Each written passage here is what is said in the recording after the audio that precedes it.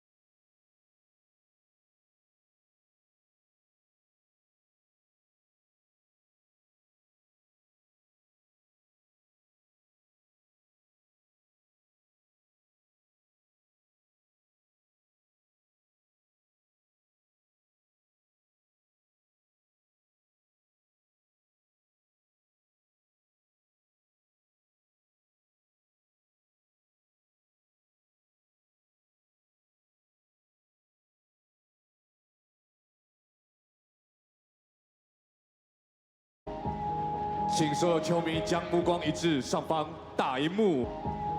请所有球迷将目光移至上方大荧幕。This isn't new territory for us. We've been here before. We made the playoffs, but we haven't done anything yet. 国王队拿下了 Plus League 地形赛的人头宝座。We still got a lot of work to do. Lock in on the details. Block out the noise. Are you ready? It's go time.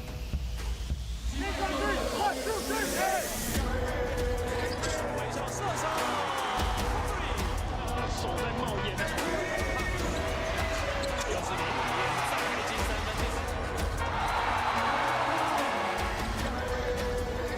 绝地不解的阿米，厉害的三分球，当中算是摆脱这2分。再说，对手叫着在比李伟要打高高。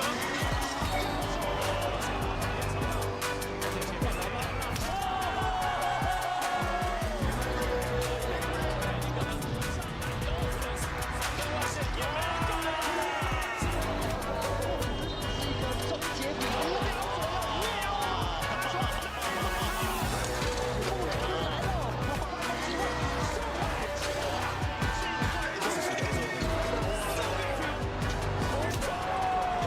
37岁的腰力还是可以啊。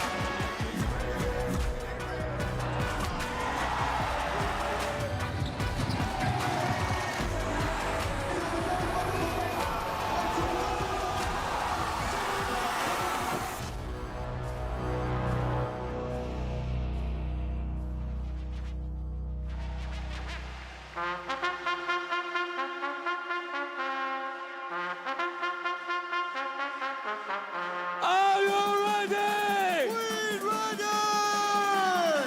接下来进场的是新北国王 ，Number 9全能后场指挥官，新北飙风玫瑰李凯燕。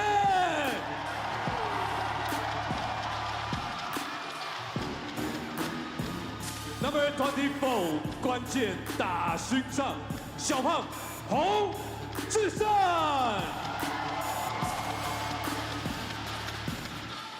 Number 7观众哪爱看，小丽林立人。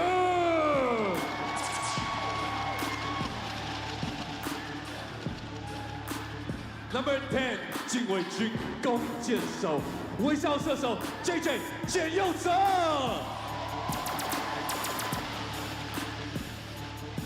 Number 3来自国立体大小敏陈俊南。Number 19皇家大锁榜哥林俊峰。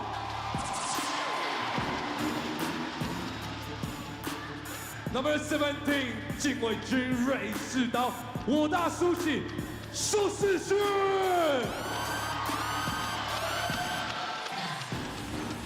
Number 25来自政治大学 Omar 小 Q 聂欧马。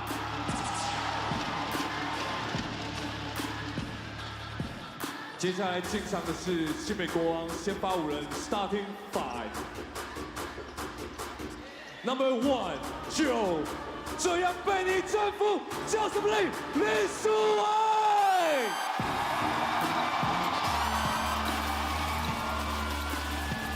Number 55 新北直升机年糕 Kenny Manigo。Number 5禁区猛兽帝王木熊大 Byron Mullins。Number 50禁卫军门神护国神 Q Quincy Davis。Finally Number 6禁卫军士官长新北的阿美族战士年度 MVP 全场一起杨志明。中正软马上最佳 Market 许浩成，体能教练刘振宇，首席体能教练张崇熙，数据分析师林振宇，球队经理洪志虎，防务员邱博凯，吴崇豪，总经理毛嘉恩，执行长陈信生，董事长王文祥。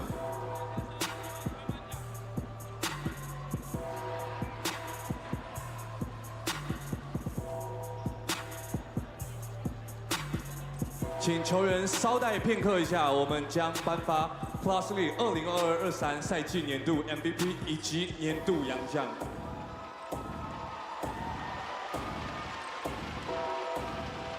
P.LEAGUE 本季持续邀请 POSHA 台湾冠名赞助2022-23赛季年度 MVP 年度洋将，除了呢可以获得 POSHA P.LEAGUE 特制奖杯外，更可以获得 POSHA Garmin 的联名手表，与 POSHA 呢一起感受梦想成真的喜悦。那年度 MVP 呢，敏哥呢本季持续扛起禁卫军士官长，平均呢缴出14.8分、3.5篮板、2.6助攻，在球队有危机的时刻，关键屡跳出来，稳定的表现以及获得球迷以及记者肯定，以总分88分，连庄年度 MVP。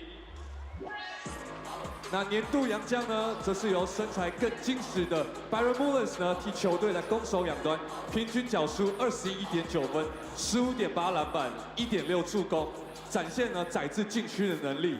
替新美国王打出例行赛第一的成绩呢，以总分96分呢，获得年度洋将。让我们邀请给最大的掌声，让我们邀请 Byron Mullins 以及呢 MVP 杨敬敏士官长呢到我们中间。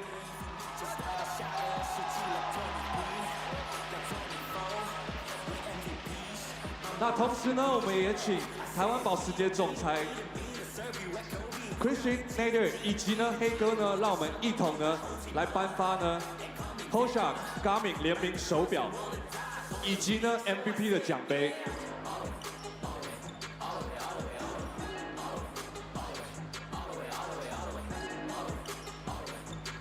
来，我们请媒体朋友来捕捉一下年度 MVP 敏哥手上拿着 POSHA 以及呢 Garmin 的手表。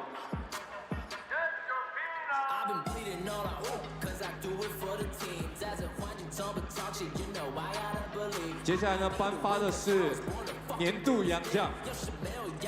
同样呢，我们有 MVP 特制的奖杯，以及呢 POSHA Garmin 的手表。媒体朋友 OK 了吗？接下来呢，请我们 P.LEAGUE 的总裁呢黑哥呢来颁发 MVP 的奖杯。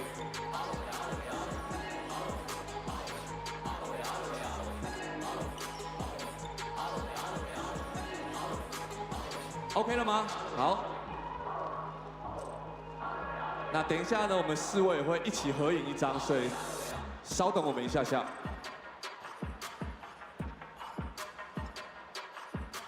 媒体朋友 OK 吗？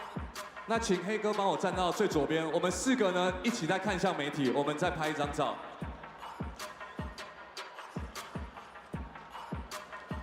我们中间的官方摄影师可以举手一下。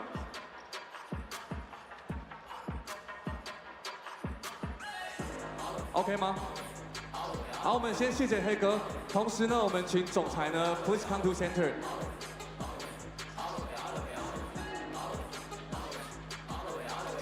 我们再合照一张。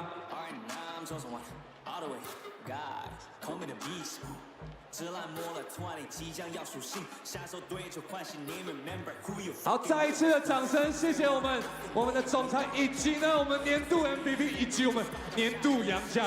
接下来呢，就是要我们拿下我们年度总冠军。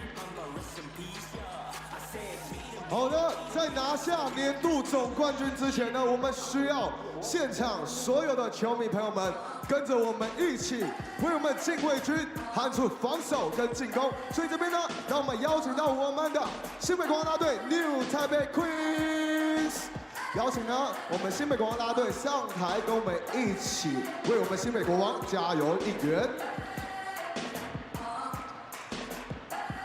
好的。首先呢，第一个一样是从我们最重要的防守开始做起，也就是我们的 defense。All right， DJ 上，让我们一起防守吧 ，Let's go。Defense。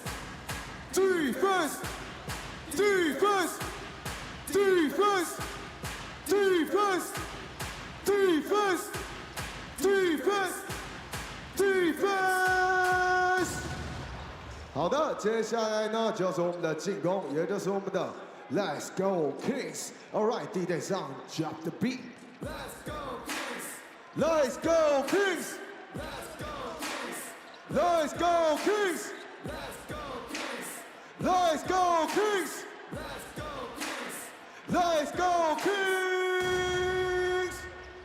好，想必我们的 Defense 跟 Let's Go Kings 大家都非常的熟悉，包含呢到我们的客场。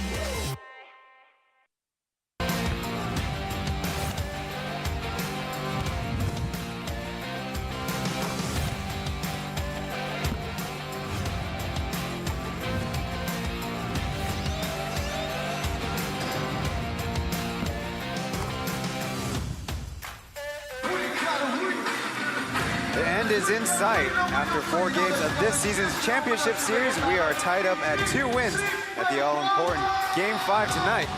After consecutive Braves victories in Game 4, the Kings tweaked their rotation. Quincy Davis in the starting lineup, and that freed up Kenny Manigault, who reported a triple-double, while Byron Mullins and Joseph Lynn's pick and roll flourished with 48 points between the two of them. Kings went on to the first 100-point-plus game of the series and tying things up at 2. On the other side, the Braves reverting back to their winning formula.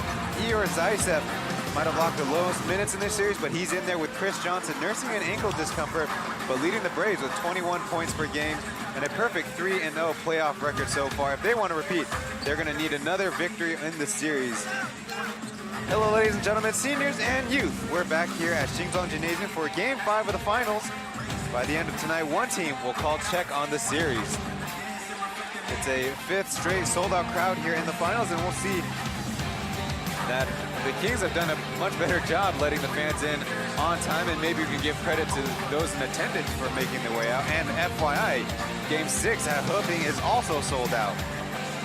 On the Mandarin broadcast, it is Aaron Yang and Mark Tianhui. 球迷朋友们，你找到了官方的英文转播，要看郑磊跟奎哥的奖评，当然就按到中文的连接。谢谢你收看我们的直播，都要按赞。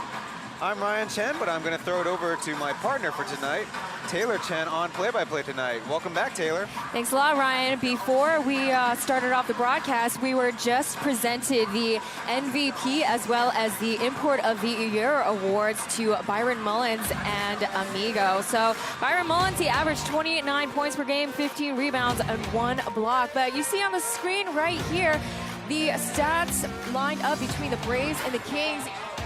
Braves are a little bit behind in terms of points, 88 points, but I think the biggest significance is going to be the bench points. So, you know, Braves have quite a system thanks to Coach Roger Shu. They score 28 points as opposed to the Kings at 21. So something to keep in mind. Mike Singletary is not going to be here in tonight's game. They're going to be switching it up a little bit, as you mentioned, Ryan, as they're going to be playing it big. Last game, they were playing a little bit small, and Kings, they blitzed the first quarter, scoring 31 points the first half, 55 points as opposed to 36. We see, you know, a couple of our veteran players on the Brave side slowing down a little bit. Got the spread up to 23 points, and we sat down with a couple of players before the game, and one of them in particular is one of the kids, Chen Zhao, talking about what his particular role is for the series, as well as Ling Jingbang of the New Taipei Kings.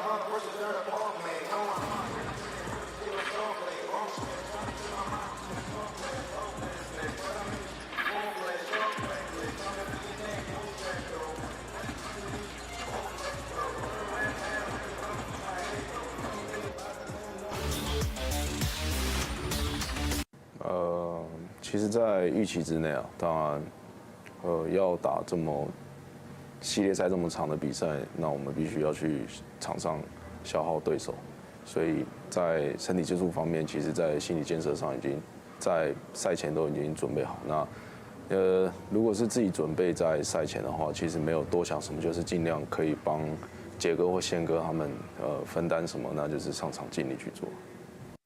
其实一直都是准备好，但是有时候在场上的时候，当天的状况并不是那么理想，那这也是我们年轻球员自己要去想办法调试的，对。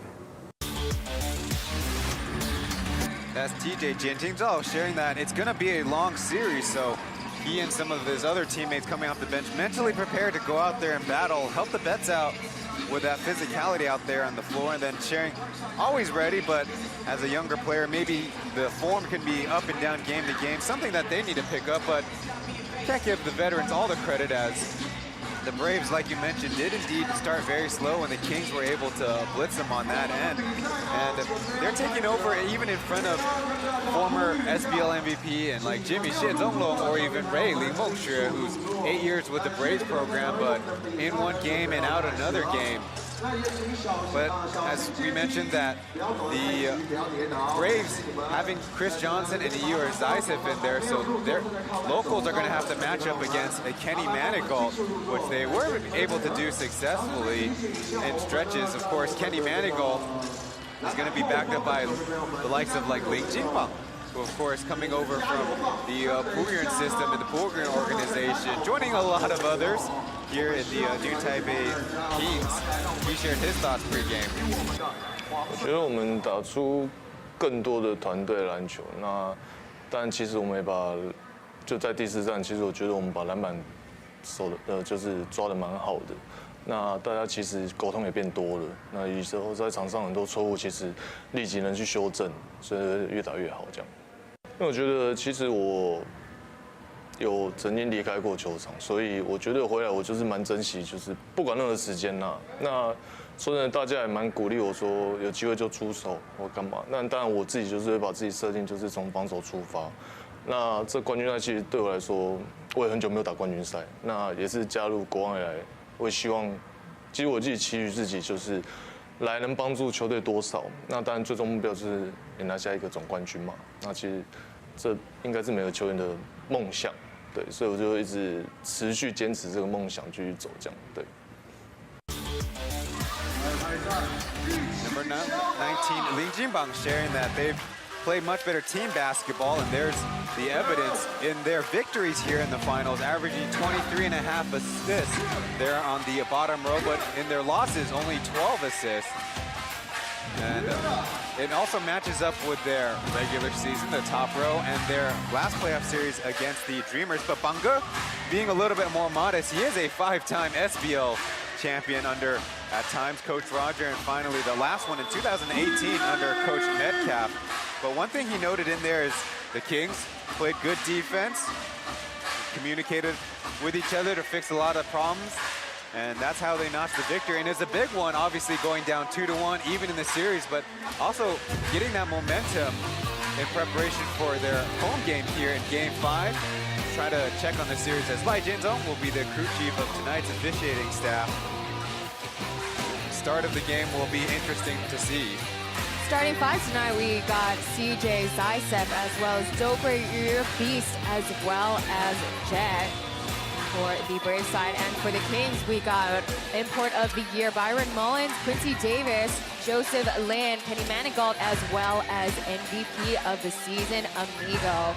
Talking about Coach Marchand earlier, they did say that one of the big X factors in the last game is to not wear your heart on the sleeve. So it's okay to have those emotions, but to not let those emotions take the best of you. So, you know, talking about letting those emotions control you, I think definitely the Braves kind of got into their heads, particularly the veterans. You know, they're getting mentally a little bit worn out. Singletary is not getting those foul calls that he usually gets driving into the paint. So we got a tee in right afterwards. Beast got one as well. So we got a lot of tension going on in the previous game. Let's see how the veterans will lead the young players tonight. That's right, both teams in their losses having similar issues about not staying focused, not playing together, and like you mentioned, the emotion kind of really taking the wind out of their sails. And that's going to be a challenge. Of course, you go up against the same team, and the tensions of the series, of course, the desire to win the championship, and the referees, as mentioned, giving the players their due in terms of their physicality on the floor, as Kyosa and Jiang will be the ceremonial opening tip. Well, both teams going with their best starting lineup. The Kings obviously made the change in Game 4, and then the Braves in Game 2 and 3 when they had Chris Johnson in there. Put Zokoi up in the starting lineup. His #1 assignment is number 55, Kenny Manigault, on the defensive end, but the help defense will also be supposedly much better with Johnson and Zaitsev in there.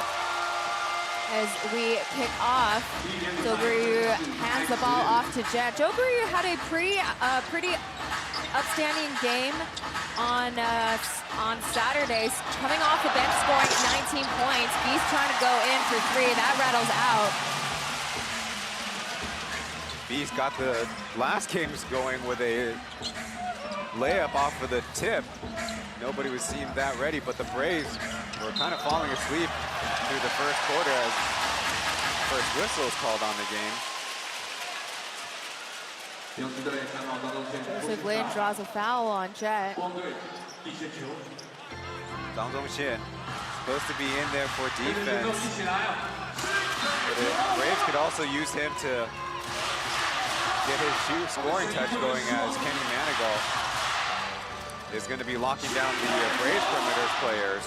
You mentioned how Kenny Manigault hit a triple-double yesterday as he gets his first assist for Quincy Davis, his first field goal of the game. Yeah, Quincy Davis in there at the start. Typically, they like to bring him in about halfway through the first quarter, but maybe taking some relief off of him and Byron Mullins. Ooh. Zaitsev rattles in his first three-point shot. Davis only had 2 starts in the regular season as Joe Lin boofed the layup. Yeah, blown layups ended up being a problem for the Braves in the early goings. Jet and Zokoi in Game 4, but whistle the other way.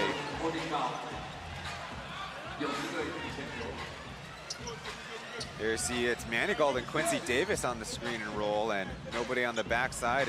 Even Chris Johnson couldn't stop Quincy Davis when he's that close.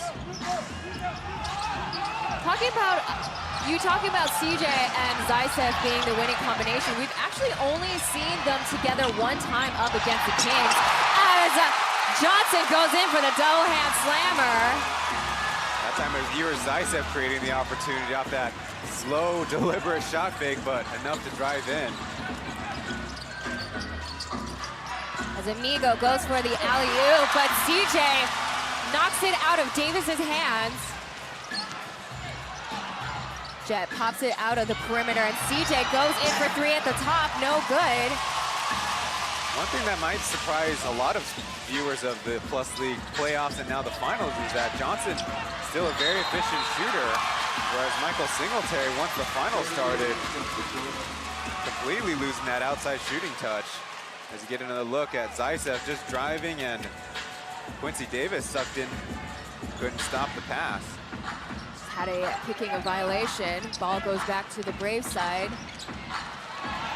And Stokewater drives into the paint and lays in. Now, Kenny Manigault was guarding him on that play, gambled a little bit, and Stokewater physical enough to shed the defender and get a lane to the basket. As Mullins goes in from the right side of the perimeter, but that goes out of the hoop.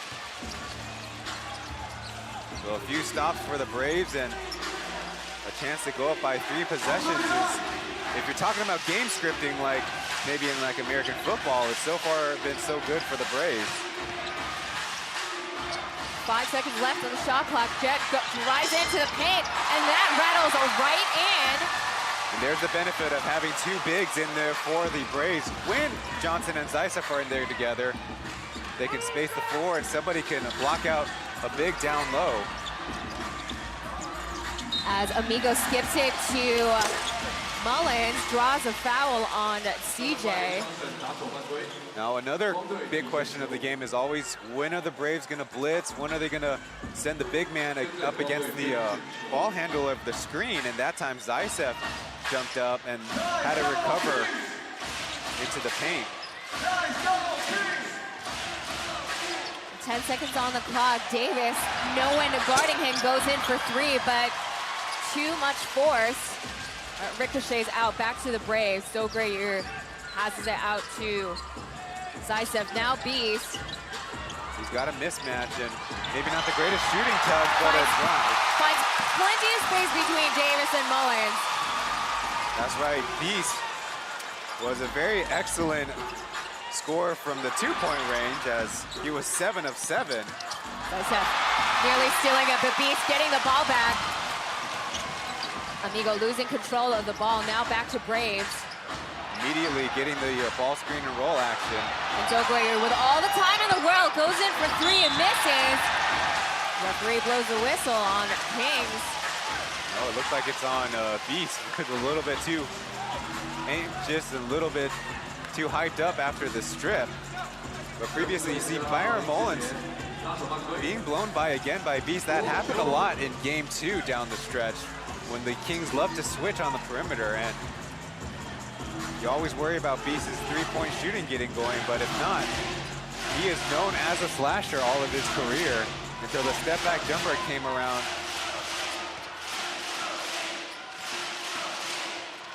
Braves currently have a comfortable lead right now, 11-2,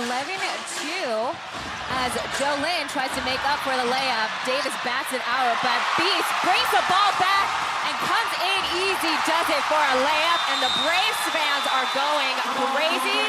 All timeout for Ryan Marchand. Much needed to hopefully ice the Braves right now. Just a simple effort play there, loose ball, don't know who will take it. It's Beast leading the charge.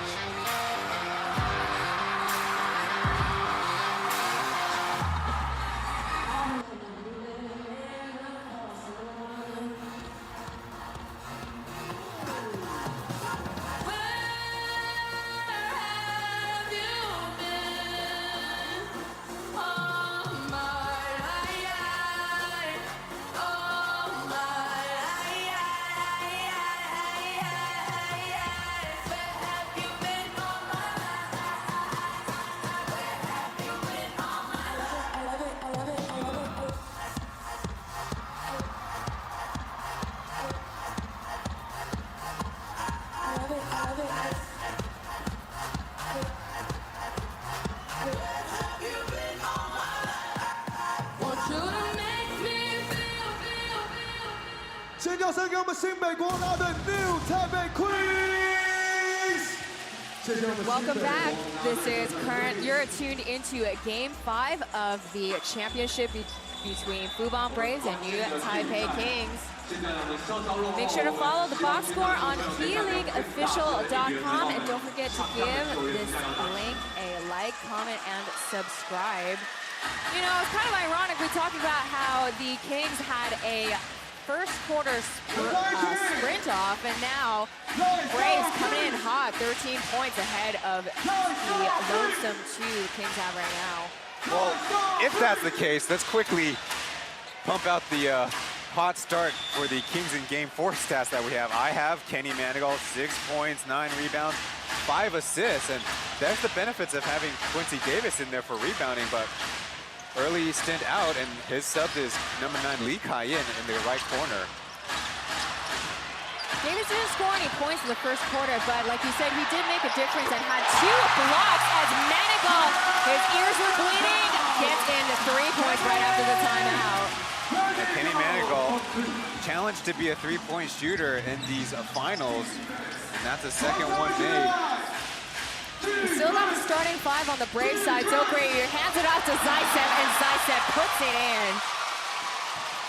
That's one thing that Kings can't afford is dribble penetration, especially with only Byron Mullins in there manning the middle. Amigo, CJ coming in too late, swishes in another 3, back-to-back for the Kings right now. That was an interesting little small-to-small, like part handoff, part pick-and-roll play, and a couple 3-pointers in a row, and the Kings don't feel so bad. Decisive, guarded by Manigault. Beast goes in for 3 himself, tries to answer those back-to-back shots. Now the Kings have momentum to run. Amigo pump fakes it, pops it back out to Mullins, and Mullins, they're not gonna count that shot. And the Kings draw a foul. And Amigo's on the floor still, recuperating. I'm not really sure what happened there with the trip, and then Johnson kind of tripped over him after he was on the ground, and the basketball happened to land on his back or his head. Let's take a look at what really happened here. A little bit of a passing crash, and then, oh. See his elbow kind of lift up a little bit. Too much of a shove, though. Definitely a little bit on extracurriculars unnecessary. It's not the first time Chris Johnson has, quote-unquote, sent a message to Amigo. Looks like the referees might go to the monitor as both teams huddled in front of their head coaches. Well, as much as we talked about the Braves with a good start, picking up an unsportsmanlike halfway through the quarter is not exactly a good plan to keep the momentum going. Well, like I mentioned before the break, Marchand trying to find any type of way to ice the Braves, and looks like they did so. Coach Roger Shuge nearly trying to sub in Hong Kai-jae or KJ. Let's see what the referees say. Just a common foul, but be sure that they'll be keeping an eye out on the physicality from here on out. They're already watching CJ pretty closely. He's already committed 2 fouls tonight.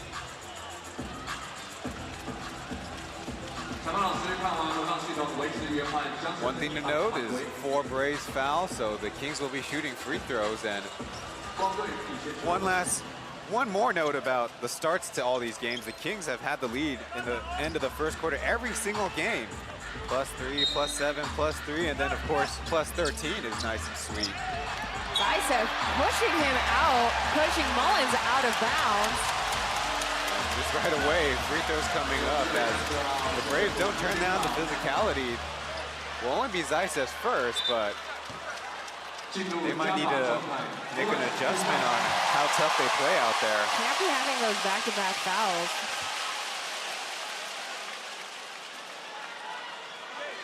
So Mullins will step up to the line in these finals. Almost 90% free throw shooter. Knocks in the first one.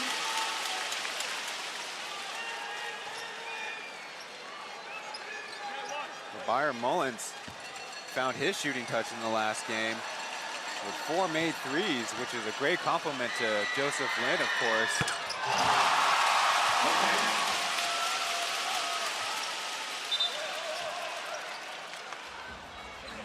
just a little incidental bounce of the basketball. Now, as much as we talk about the Braves wanting to go with 2 import bigs, that also would often mean that they don't play their local bigs hardly at all. Yeah, I was curious.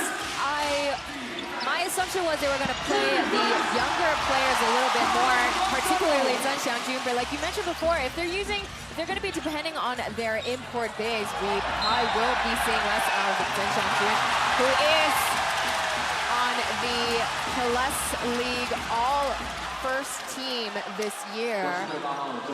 As Zhou Guiyu commits a foul, that's going to be another free throw opportunity for the Kings. Yeah, before the shot, but seemed like the Braves' defense out of the timeout has been pretty horrendous. You don't match word. You don't skirt around the words, do you? Well, it's Chris Johnson with a shoving foul, and there was room for an unsportsmanlike. Then Zaisev pushes Byron Mullins. There's 2 free throws, and on that defensive possession, the Braves' body language didn't look like they were about to go out and play defense. They looked like they're ready to just take a foul. I mean, listen, when you listen it out like that, you're not wrong. And Kings definitely have inched their way towards getting closer to the Braves. 15-11 is the score. Jet finds Zaisev with 9 seconds left to go. Beast finds Zaisev in the paint and gets it in. That time Zaisev switched on to Lee Kai-yin, and it took a beat, but then a cutting Zaisev was too much for number 9 to handle. Amigo lobs a 3 points, but way off target. Jet lasers it, tries to laser it to Beast, but Amigo gets the ball out of bounds. Still Braves ball.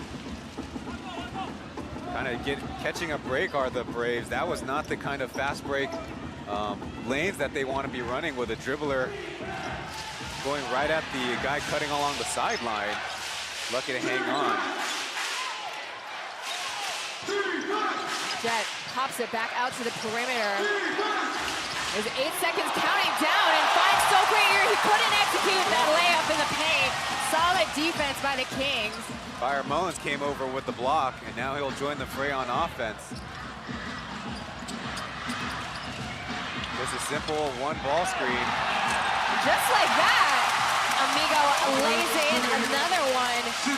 Still a 4-point difference between the 2 teams right now in Game 5.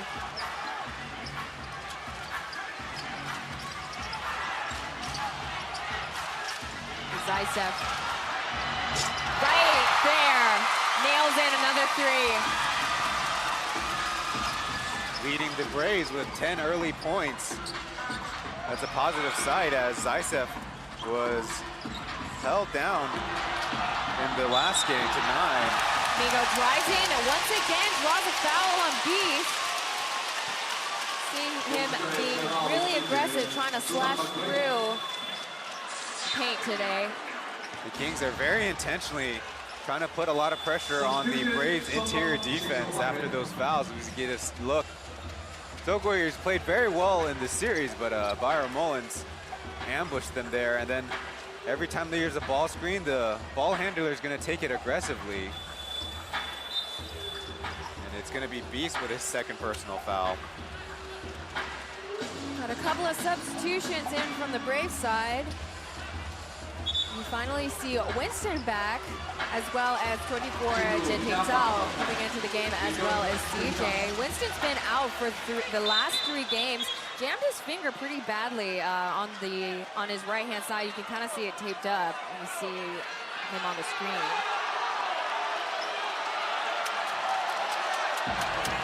Looks like the home fans. Crowd's getting a little bit rowdy. Now Roger's also not happy, so I mean there's something going on there. The big thing is that the Braves wanted to sub in 3, and so there seems to be a miscommunication. Maybe forcing a rotation they don't want, but I would say the only one to blame are the Braves staff.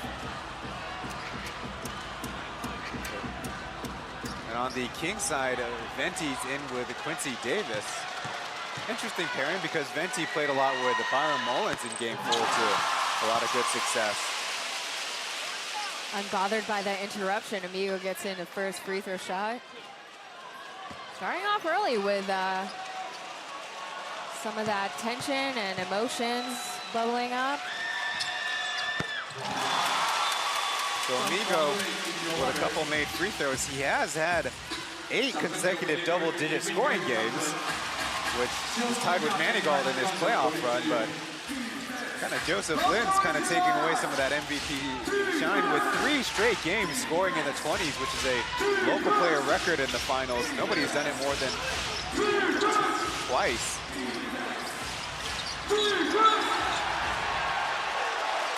Kind of an unlucky foul there for the Kings as Johnson was kind of in the wrong place. As that tight pass secured by the Braves, but running into your own guys as finally Josh in for Zaisev. With 3 minutes, 44 seconds left, Zaisev is quite the workhorse for the Braves. He's put in the most minutes during playoffs. 41 minutes, and Kyle blocks Winston, but Braves managed to lay one in. 22-15 is the score, 3.5 minutes left to go. It was TJ who, in the right place at the right time, he's shown to be a great finisher at any range. Liu Kaiyan tries to go in for 3. Johnson, with that incredible wingspan, gets the rebound. We'll see how much Winston will get to play out there. Shot was just short. As Manigault loses grip of the ball, but manages to recover. Goes in for the mid-range jumper. Again, Johnson with the rebound. I mean, you talked about it. You alluded to how the Braves need to secure the rebounding. They were at least even, if not better than the Dreamers and Lioneers in their final series.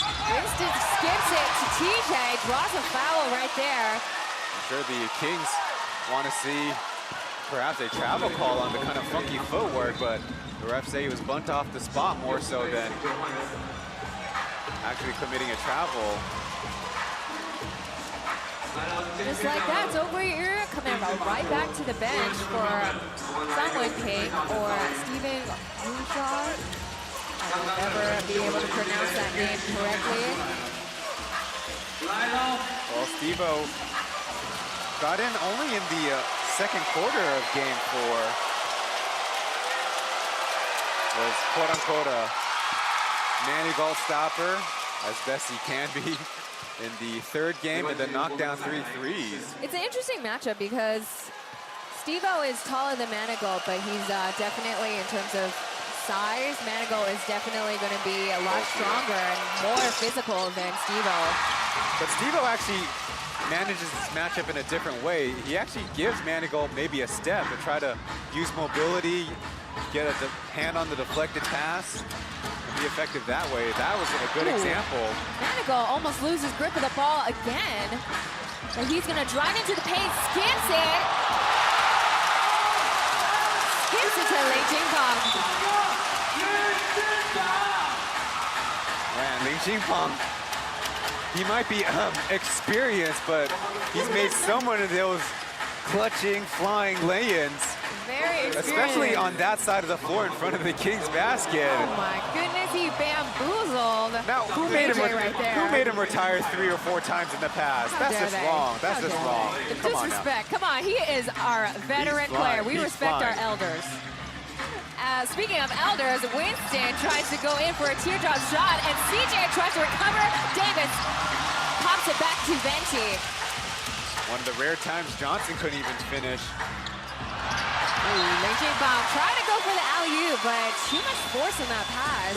Well, Davis still was kind of bumping with the Chris Johnson, so it wasn't exactly the easiest target out there. Zaisev coming in for Steve-O, and on the King side, we have Chen Junnan, number 3. I believe this is his first appearance in the finals. Well, he's actually played once, but only for a 5-minute stretch. Definitely a guy that's kind of MIA for the King side, who has him as one of their most optimistic young kids to develop. Winston pump fakes up against Mullins and goes in for the mid-range jumper and switches it in. So welcome back, Winston Winston into the game. He's averaged 17 minutes played in the 2 previous finals, but as we mentioned, had to deal with that jammed finger, missing action because of that. Mullins forward deep, goes in, drops another one above the top. Byron Mullins has provided a great answer, fresh into the game after the rest, and it's the Kings who are now playing big to equal the Braves. Shot is not going to count. We got another Kings foul. That was KJ going to the basket, and would like to see the replay of that one because it was close, but that's the good kind of Braves offense with a dribble penetrator and then a guy coming free. TJ setting up his teammate and the foul. Well, it is close. Now the referees will at least agree to go to the monitor, though. I feel like both staffs are not so happy about the review. I mean, obviously, the differentiation is whether KJ has possession of the ball, whether he starts taking his steps. Because if it's before the catch, then obviously it's just a loose ball foul. But if he has possession, which it's really close, to be honest, and then obviously 1-2 and then the layup, it's definitely one of those calls that can go either way, if you ask me.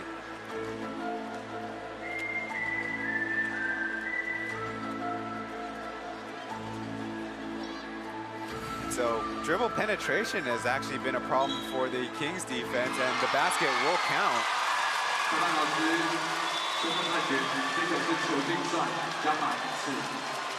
Probably would have counted it myself also, as the Braves are creeping up to 30 points with about 1 minute left. Let's see if they can round it up to 30.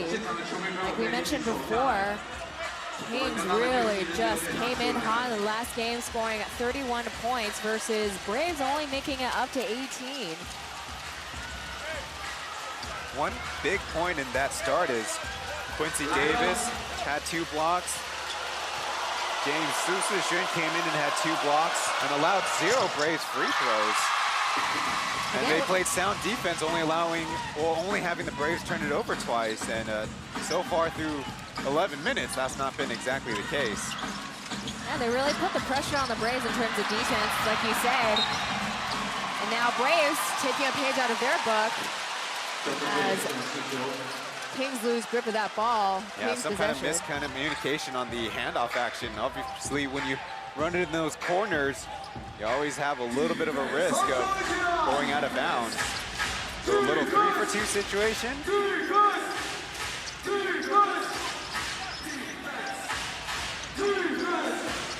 Winston thought about going in for the 3-point shot, finds Zaitsev, and Zaitsev for 6 seconds left goes in for the kill. Another 3 points for the Ukrainian. And that makes it 13 points to lead the charge, with 6 other Braves getting on the scoreboard. So the Kings really need to refocus themselves on the defensive end, as Byron Mullins almost had the circus shot. And they'll say 2 free throws. Interesting. It's, again, one of those plays where it's kind of close, right? Because if he gets the shot off, it should be 3, but if they say not a shooting motion, so the referees will have a conversation. It's good in a little big-to-big passing that creates a lot of pressure as... I don't know. Looks like they might review it as well, though. In this case, at least in the last probably 20 seconds, we could say the Kings might need to get their composure back, as the referees do oblige to the video review, because again, it's one of those close plays, right? Obviously, the swing around motion is what a lot of high scorers like to do to get those free throws on the shot attempts.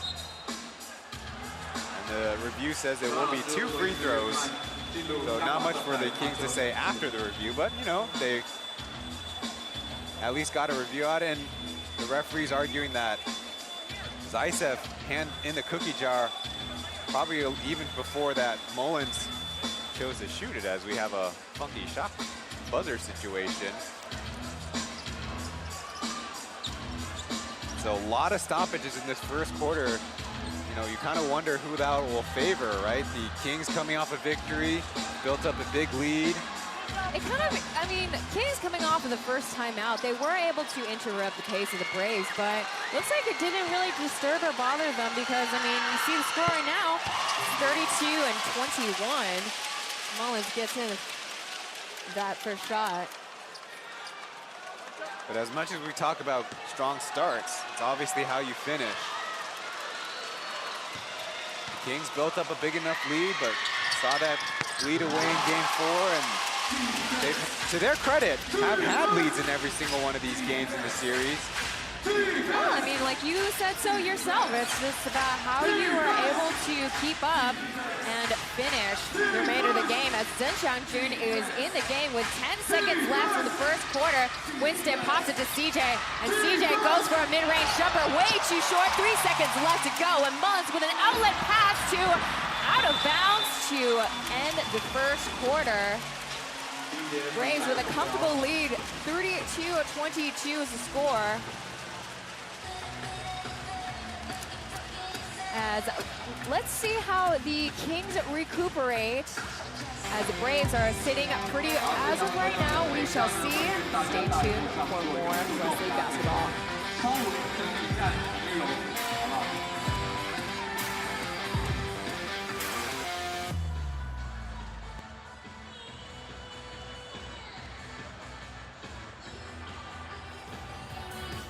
跟着我们的年度 MVP 比一个1，往天空比个1。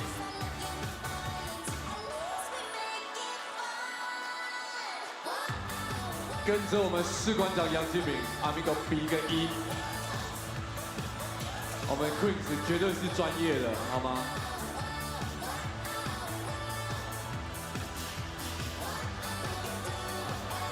欢迎熊仔来到我们现场。 好，跟着我们 Amigo 往天空比一个1。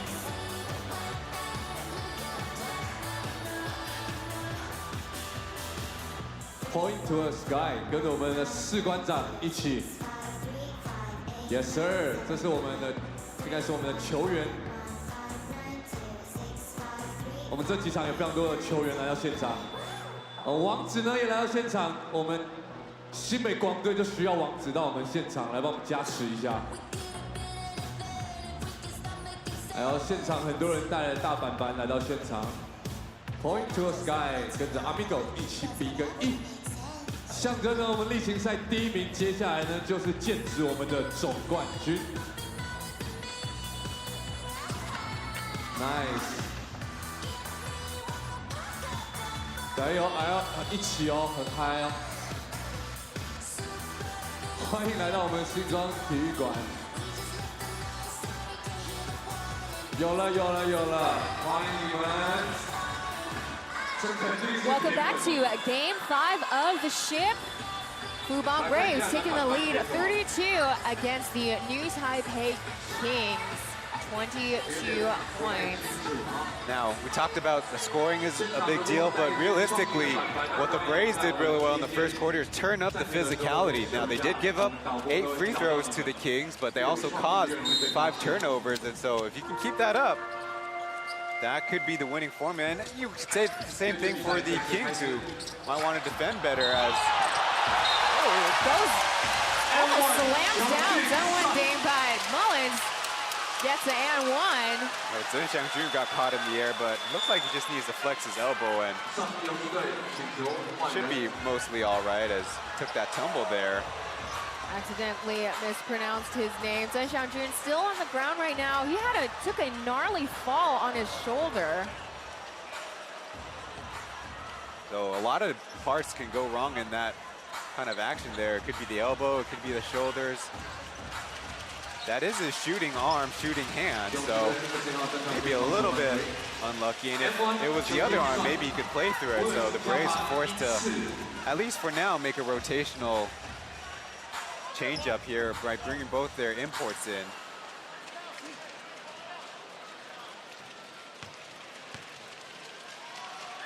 Joseph is not starting the second quarter. The King side, we'll see, we got Kyle as well as number 10, JJ coming in for the first time, Venti as well as Mullins and Davis.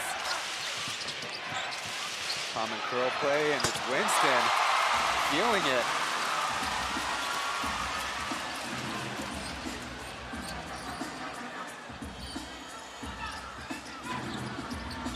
Kyle kind of fumbling in the ball at the top. He tries to go in for the layup.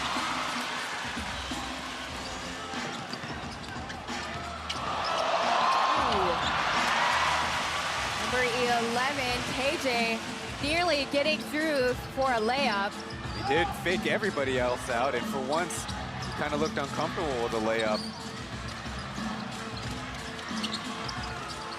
Couldn't use his whole body to execute. With Mullins, 6 seconds left on the clock, turns around for a jumper. And once again with that incredible wingspan, Johnson gets that defensive rebound. Averaging 15 per, and that's another key that kind of frees up the rest of his teammates.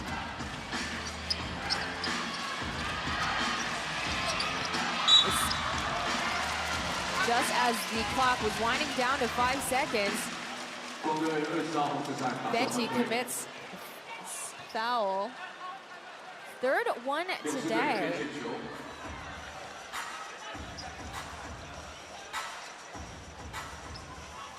The only time the Kings were facing really significant foul troubles, Byron Mullins and Quincy Davis in game 1, but they had the lead for almost the entire way and put the Braves away in impressive fashion. Jet also coming in for Jinting Zhao.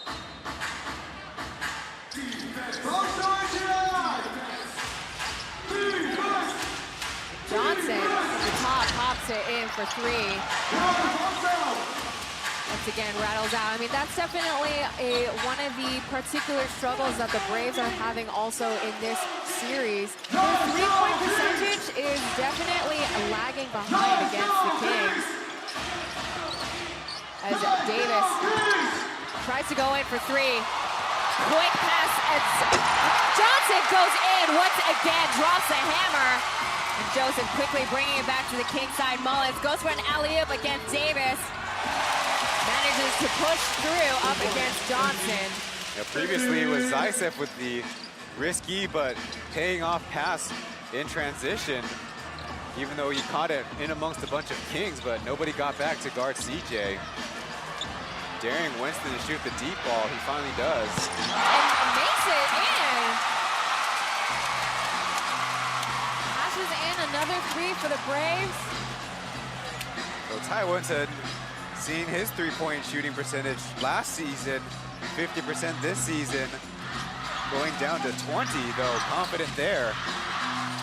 We mentioned before, three-point percentages has been a struggle, but right now the Braves have made 4 of their 10 three-point shots, and Kings 3 for 8. As the ball gets stolen, Kyle goes in for the kill for a layup, and that rattles right in. Braves not paying attention. Kyle taking just right advantage for that. He actually got knocked on the last play, but recovered just at the right moment to get it back. As Winston turns around, counters back for another hook shot. So the scoring getting picked up here in the second quarter as both teams have found the opening. Tries to go for a sidestep 3, but Kyle, second chances, still no good. Davis brings the ball back. Double team by Zaitsev and Johnson. That goes out of bounds. Still going to be Kings possession. So good fight by the Kings to get all these second chance points. And the Braves are a little bit lucky, not giving anything up. And of course, importantly too, not fouling, but Chris Johnson, tall enough, long enough arms to reject Quincy Davis even.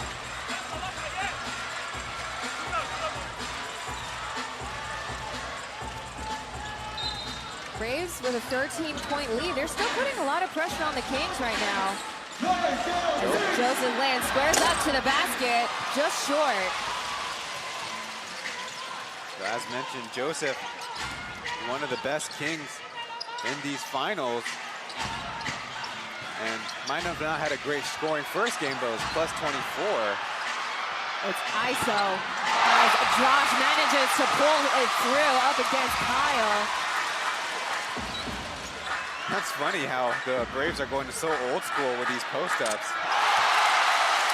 There you go. When Braves aren't paying attention, Kyle counters back with a three-point shot. That's 4 for 8. So I need to apologize because Lee Kai-in did have 10 points in the third quarter of game 4, so that was a scoring boost that, kept the Kings lead and brought them to the finish line, though he has looked shaky handling the basketball, and defense is sometimes in and out, but we'll go to another break after his energy play, keeping the Kings in it.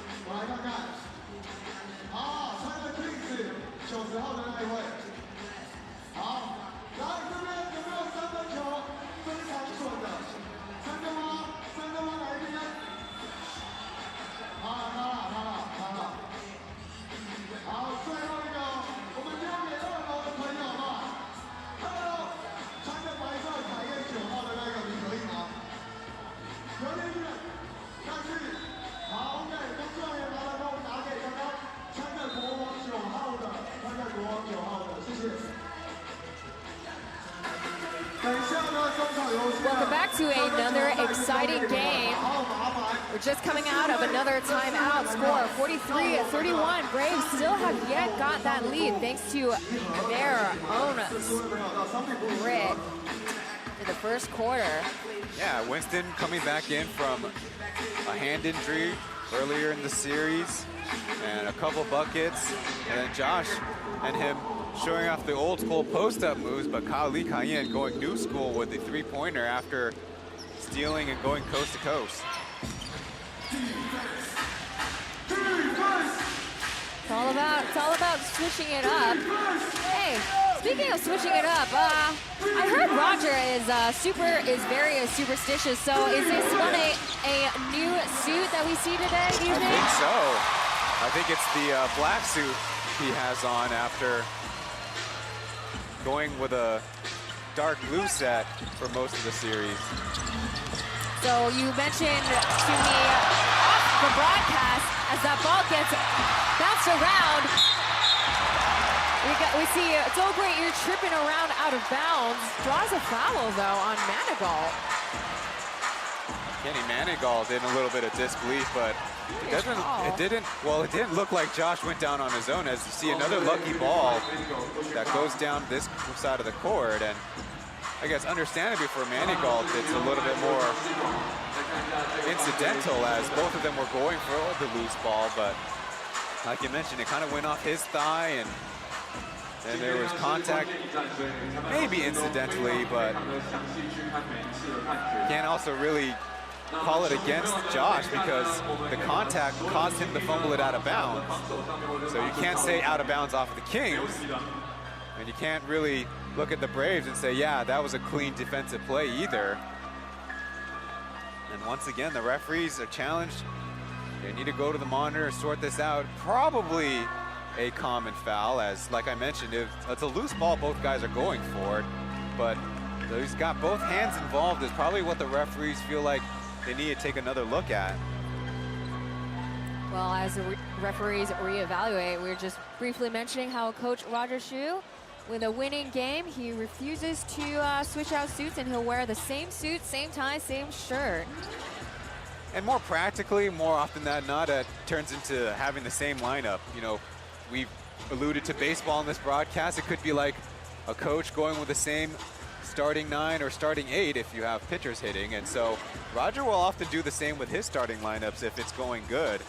Well, I think Game 4 was probably an anomaly because, you know, CJ and Zaitsev, the two combined, they got 2 games, back-to-back wins, and Game 4, instead of CJ, we see Singletary. Definitely not not the call that the Kings wanted. Probably okay with just a common foul, but it's going to be an unsportsmanlike, and Kenny Manigault as I finally noticed two of the Braves staff working on Josh's leg. Probably a scrape and some blood going on after the fall. Looks like it could be a gnarly carpet burn kind of situation as he walks off. They'll head to Winston and get a little bit more treatment as Beast will take his free throws.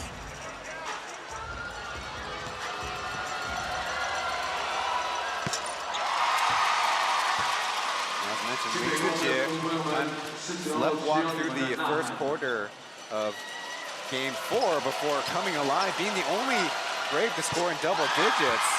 And like we mentioned before, he actually was going to the basket more often than not. But he did have also a team high 4 turnovers. Let's see if he can improve on that performance. It's still Braves possession. With 8 seconds left, ball gets popped out to the perimeter. It's Beast driving it into the paint and lays it in. That time even beating Kenny Manigault with a little bit of a change-up drive there. Hesitating and then putting in 2 big steps to get to the cup. And that is his bread and butter. And speaking of Beast, as Manigault pulls through another 2 for an and 1. Getting Beast a little bit taste of his own medicine there. The bigs cleared out of the middle, and then Beast trying to play defense or trying to avoid anything, but the referees had a sharp eye there. Just a little bit of a brush to the elbows. Still not cutting him some slack after celebrating his 41st birthday yesterday. One of our most veteran players. Season is another word. Oh, okay. Well seasoned. Now, let's not go overboard now. All right. We got to keep it respectful here at the Plus League. As Beast once again up against Manigault, gets a travel call. There's an unforced turnover as Beast probably shook himself before making a move. Kenny Manigault supposed to be primarily defending Michael Singletary, but when he's not in, Coach Marchand and the staff can have him pointed at somebody else on the Braves. They need to stop on the perimeter. Manigault lobs it over to Davis, but we see some back and forth passing. And Manigault once again goes in for the mid-range shot. Pulls through. That time just a great individual move and good body control, and one of those makes you make thousands of times when you were young, about 7 or 8 feet from the hoop. And Beast, too much force in that three-point at the top. Halfway through the second quarter here.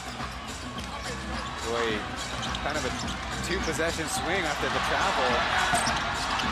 Not a forced shot by Amigo, but unable to get that 3 points through.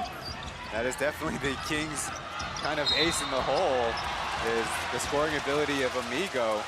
He has 7 points. Kind of sneaking by with a layup here and a couple free throws there. Manigault draws or commits his second foul.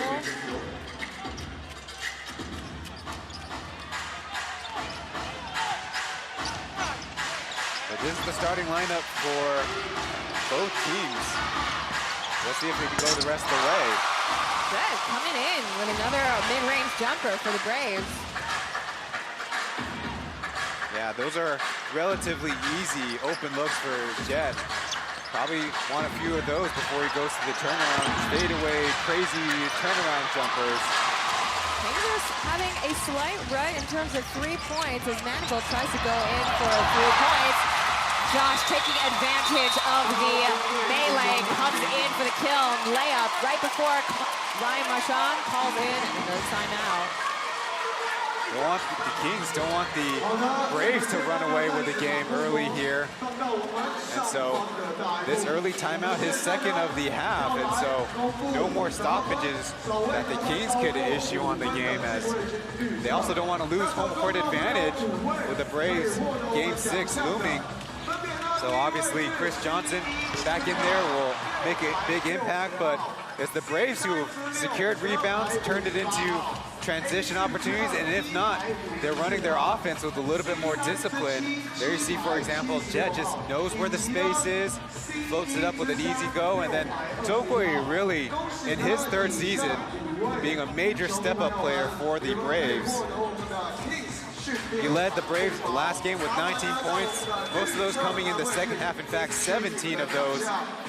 Even somehow gave the Braves a slight sliver of a chance to even get back in the game. They eventually lost by 10 points. And Yeah, there were a couple of moments where he'd be coming in and helping the Braves pull through the score difference up to as close to 10 points. So there were a couple of key factors that he came in right now. So far he scored 6 points for the Braves.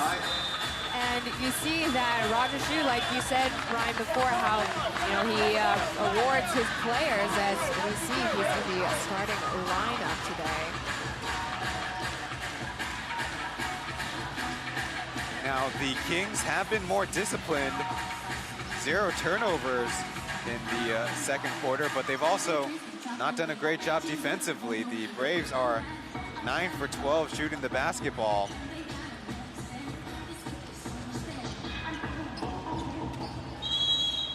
What kind of adjustments they make, as no substitutions for either team.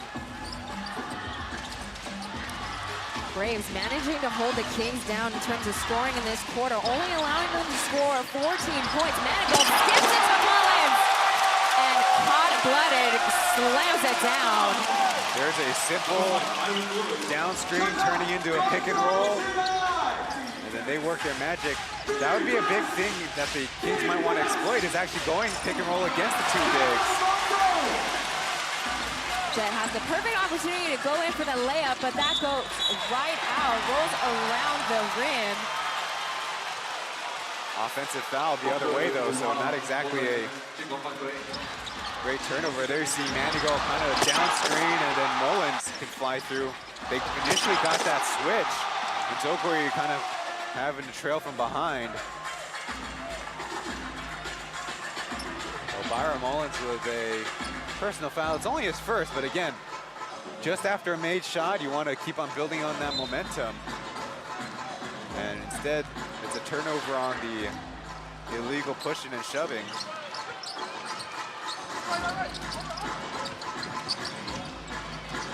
Tokoi finds Beast right before the referee calls out of bounds on Beast. So turnovers were going either way, as Beast trying to argue about a push, but he was the one that was out of bounds. Manigault a couple steps behind him. So back and forth, it's just about even. Again, Manigault and Mullins is on the same side. Tokoi really kept an eye on Manigault as Mullins turns around for 2, though. In the face of Eor Zaitsev. Back-to-back field goals for the import of the year. So far, he scored 13 points in this game. Yeah, Byron Mullins, the highest winning percentage among all players qualified at 76%. Zaitsev, though, he counters back. How interesting. Right in the face of Eor Zaitsev, who goes to his bread and butter, kind of that float layup there. Ooh, another and one from Manigault. He is out for revenge. Get the game to stare down to Tokoi. We take a look at that replay. That was Josh kind of coming down to help. And we said he's a pretty strong physical player for a local, but not strong enough for charging Kenny Manigault there, as Beast was kind of tied up.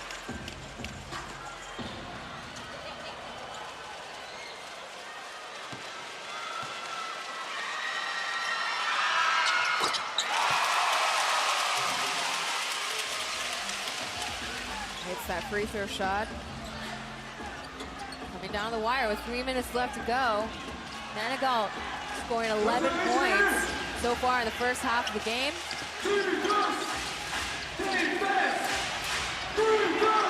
As Tokoi comes in for the floater. Wow, Tokoi Usually he pops the floater way up high, but that one with a full sprint kind of lowered the angle and 顺势 though, just smoothly guided it into the cup. With 11 seconds left, Joseph Lin at the top for 3. It's a pushing foul called on Mullins. Yeah, that time had a little bit of angle on Ira Zaisev. And was it an embellishment? Still a hard argument as Mullins got his hands and legs involved too. So second foul equals a second turnover, you could say. I saw somebody with that kind of a gesture in the first quarter. I forgot which player it was. I could imagine it might be every single player for the rest of the series. Listen, I mean, you know, fans and coaches, we be talking about how referees aren't calling every single foul, but if they call every single foul, we won't have any players left on the court. True that.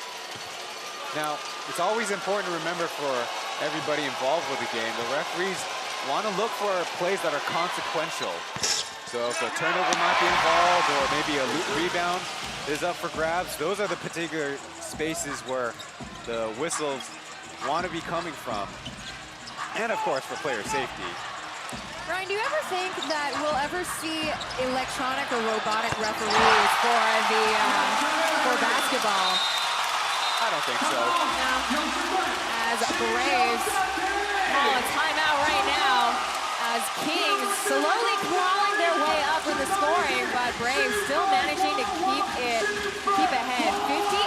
58-46 is the score with 2 minutes, 20 seconds left. Let's take a look at that replay here. I mean, Joseph Lin is a huge threat to shoot the basketball, and so when he gets a free step, all the defense collapses on him, and Kenny Manigault makes them pay with another three-pointer in the game.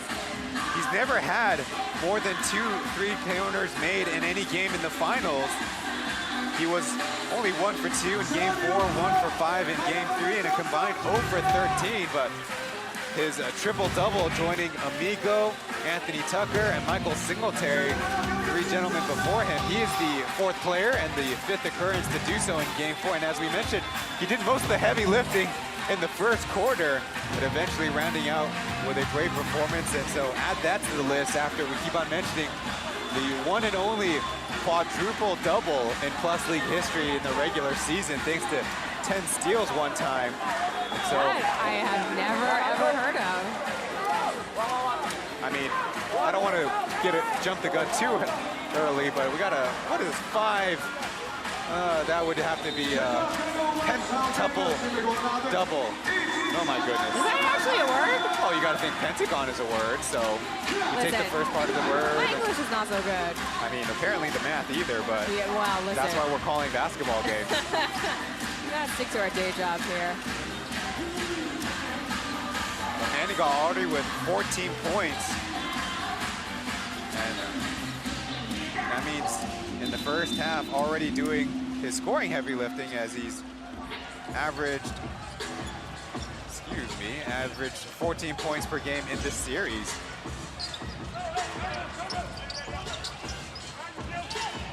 A little bit of a zone look for the Kings.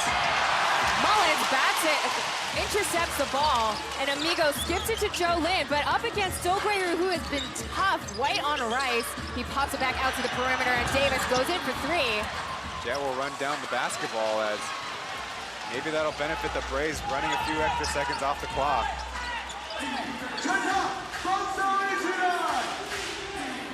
Braves have all the time in the world. Once again, you know, Kings coming in, they're still really tough on the Braves, but Braves have that insurance of coming in hot in the first quarter.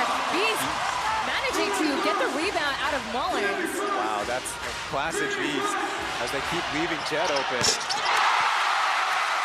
And they have to pay for it as Jet puts it back in for 3.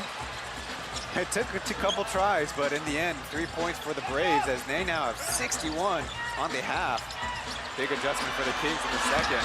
Davis wide open, couldn't hit the target there. But Chris Johnson taking a page out of some of these NBA centers who are jumping in the lane to block the view of the shooter, trying to get their eyes on the rim, and it's having a great effect in these finals. The clock is winding down from deep. PLEAGUE is off target with a three-point shot. Can't seem to pull through. Key possession for the Kings. They can go fast and get a 2-for-1. And Amigo, he says, no one is cutting it, so I'm going to do it myself. Good time for the Kings if Amigo can get going. Hasn't had one of those explosive performances in the finals. You know, he wants his first title.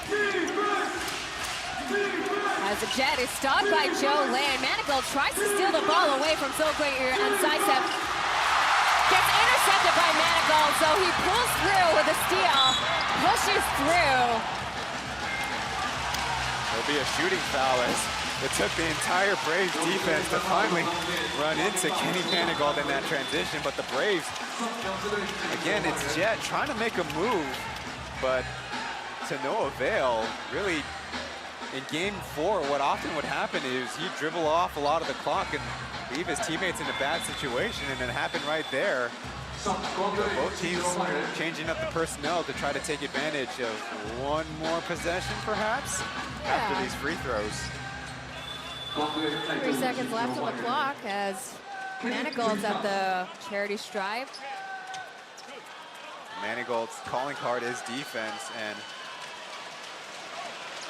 now on the game with a couple of deflections.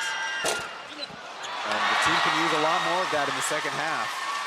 Strong defense, free throws, maybe not as consistent. You see he scored 11 points so far. You say that he's defensively very, he's very strong in defense, but I think it's kind of a surprise that we didn't see him in the PLEAGUE all-defensive team lineup. The main thing being that the first team can only have one import spot, so the voters between the media needed to figure out which import they were to prefer. It was Brandon Gilbeck, the eventual winner. Steve O to Winston, and just like that, Winston couldn't pull through with his last field goal of the first half. Kings and Braves making it an exciting game, but Braves still taking that lead, 61-50, coming in hot in the first quarter, and still keeping it strong, cool, calm, and collected for the Braves side. We'll be right back. Stay tuned for more PLEAGUE basketball. You don't want to miss this game.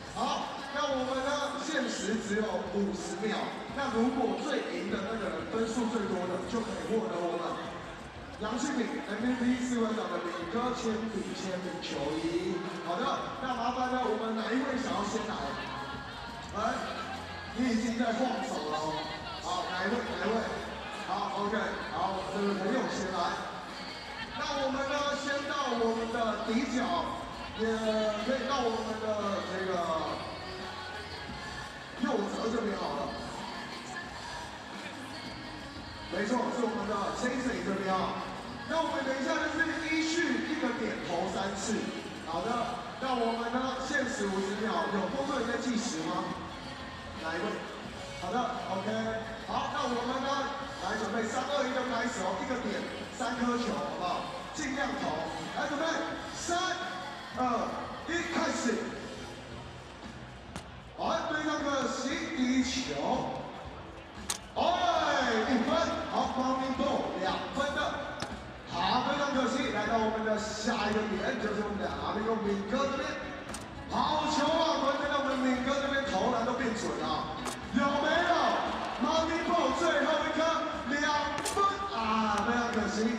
目前得分总共3分，来 Mullins 的位置，来到我们弧顶最准的 Mullins 来投出。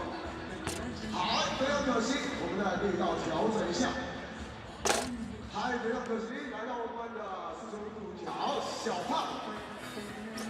Currently in the middle of halftime for Game 5 of the finals. Fubon Braves, like we mentioned before, have that lead 61-50.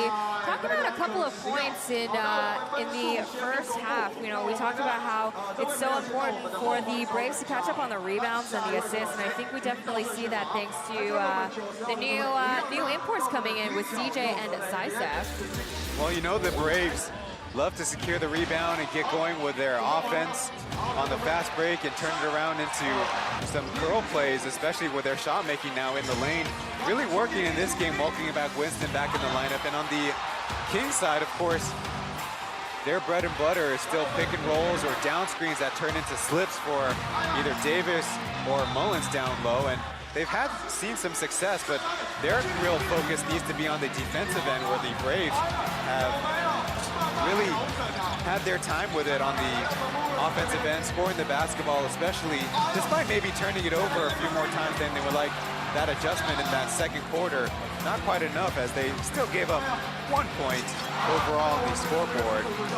Yeah, speaking of the turnovers, we had Beast commit 2 turnovers, and you know, the Braves actually have 5 as opposed to Kings only committing 1 turnover, but you know what, like that just goes to show how the Braves really stepped it up in today's game, as it didn't really quite affect them in terms of scoring, as you mentioned, Ryan. Well, maybe back to the keys to the early part of the game, the assist game. Kenny Manigault to Byron Mullins, for example, as they just iced those 2 imports on the side and then forced the defense to play it perfectly. And then maybe the other side of the floor, it's Joseph Lin who can really create a lot of havoc for the opponents. Joe and Manigault averaging 5.8 assists per game. The rest of the team has 6.3. And in their victories, 20 assists and 27 assists, and so far maybe looking okay, but again, the defense is the key for the Kings. We take a look at the side-by-side so far in the first half. We see 3-point percentages. It's about the same. Braves 5 for 15, Kings 6 for 18. You see the rebounds, you know. Braves have a slight leg up. I mean, everything seems to be pretty neck and neck right now so far, as we see. But we're gonna see how Braves, even though with that comfortable lead, again, it's all about executing and following through. As we go into another commercial break, stay tuned. We're gonna be talking a little bit more about the first half of the finals, Game 5.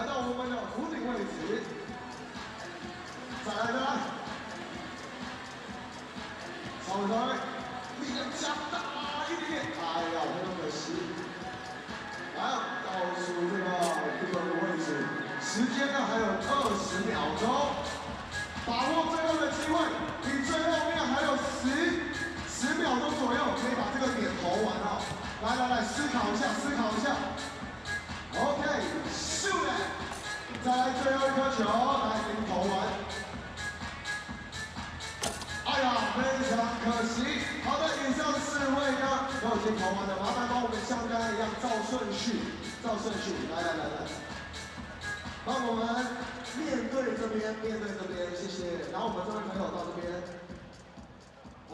第1位、第2位、第3位、第4位。好的，那我们呢？好，我们来公布我们的成绩。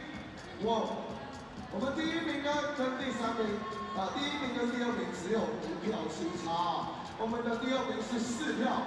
那第1名就是我们的5球的第3位朋友，大家给他点掌声！恭喜你呢，幸运我们朋友也会跳进来一起拍照。恭喜呢这位朋友，你获得了我们今年度 MVP 我们的士官长敏哥的亲笔签名球衣，非常幸运啊，连我自己都没有拿到这个亲笔签名球衣哦，我也是非常想要的，好好保留住，恭喜！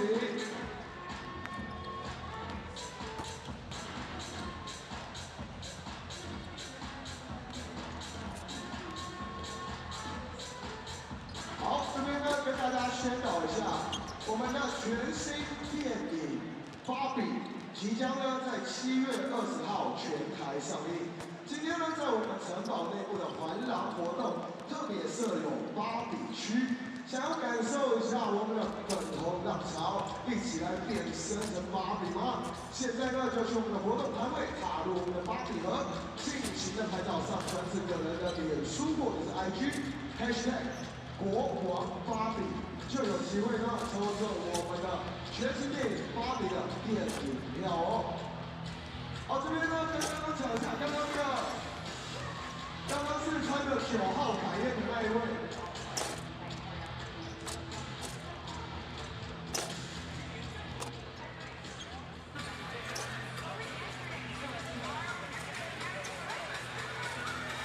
We're talking about Braves and the new Taipei Kings. You know, I did mention while we saw the lineup or the stats that their three-point percentages still weren't so good, but I'm sorry, Ryan. I seem to have misspoke as opposed to every single other game. Our three-point percentages haven't been so great. No, Taylor. Let's just assume it's normal, please, as it should be. That should be normal. We see our leading scorers in today's game. Manigault 13, Mullins 13. Or Manigault with 15, Mullins 13 as Amigo with 10, Kyle 5, and Davis right behind with 4 points. Now the scoring in the game obviously way above the average rate during the series, but the Kings bench might need to step it up to help them out, whether obviously providing stops in the defensive end, but they only have 7 combined points, whereas during the series, 28, 17, 18, 22, those first and last being their victories. Quincy Davis pushed to the starting lineup, definitely changed things up before we head to the second half.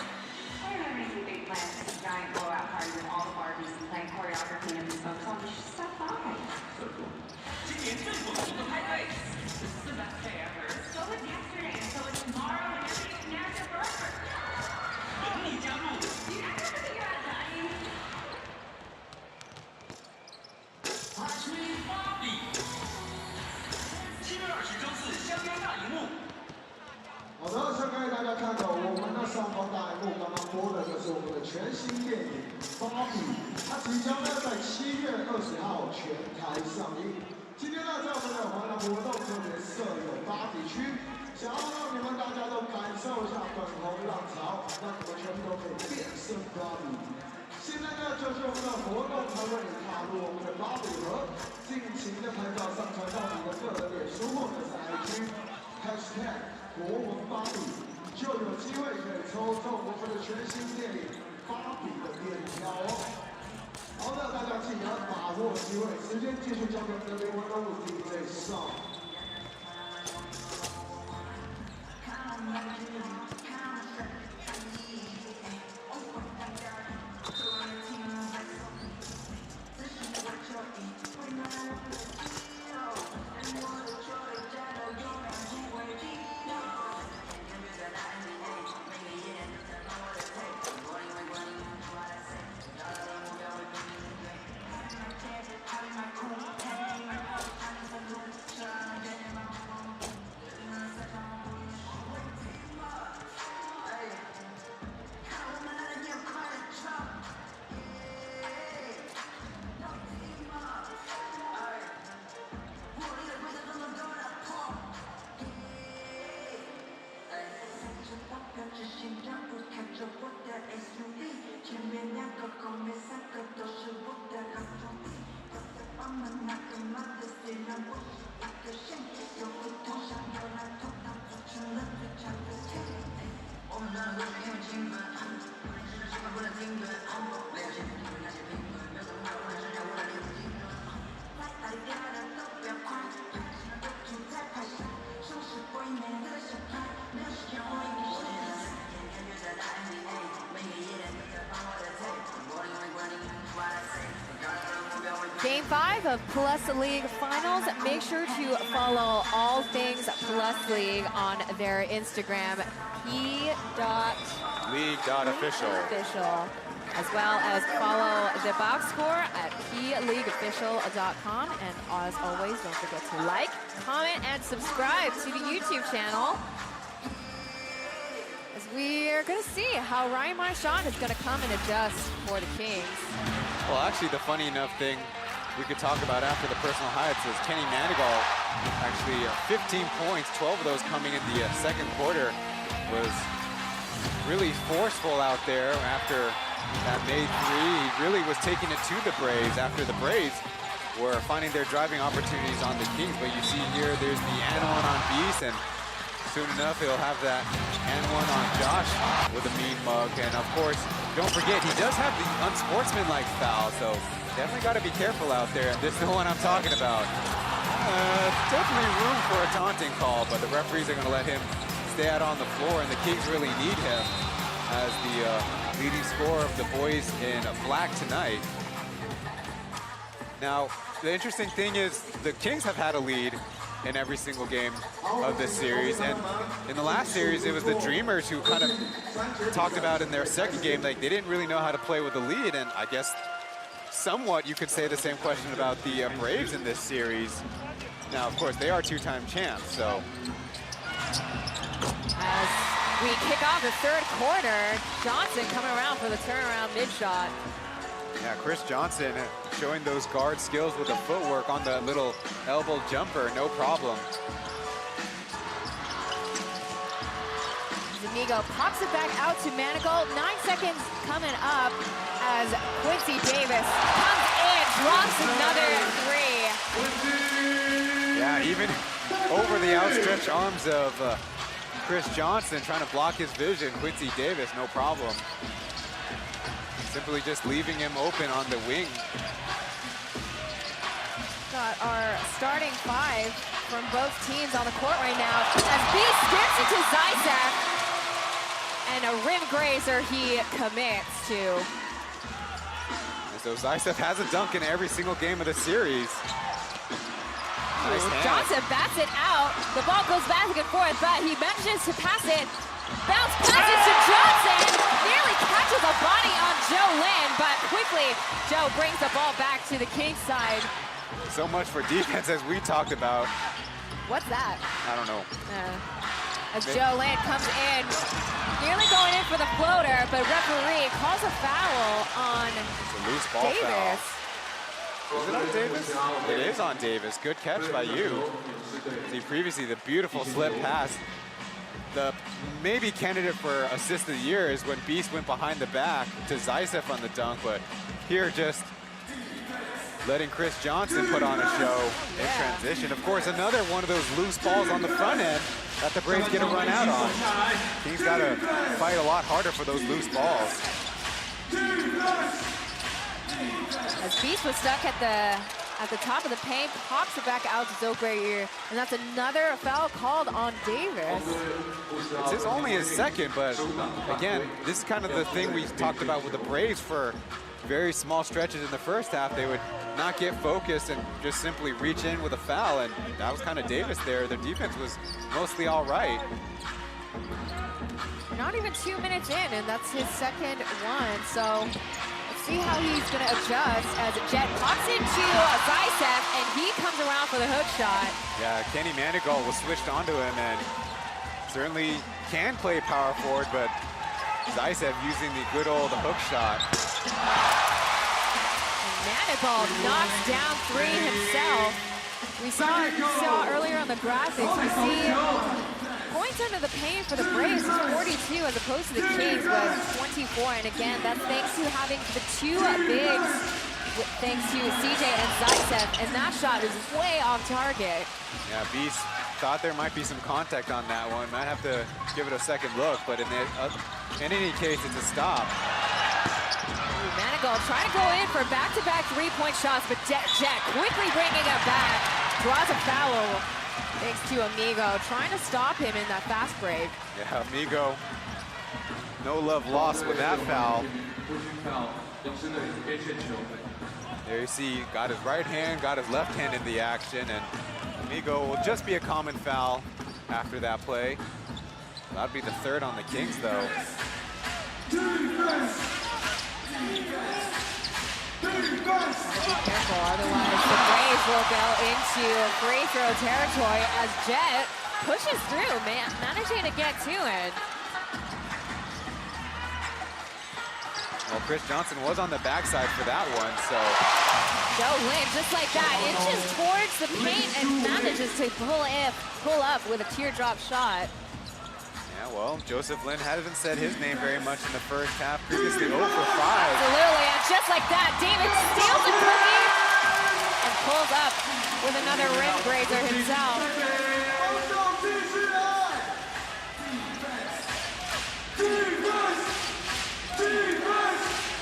Chris Johnson still trying to come over and provide a screen.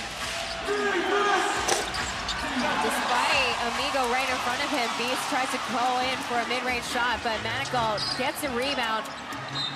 Gets stuck in between Zaisev and Zogwei, draws a foul on number 8, Josh.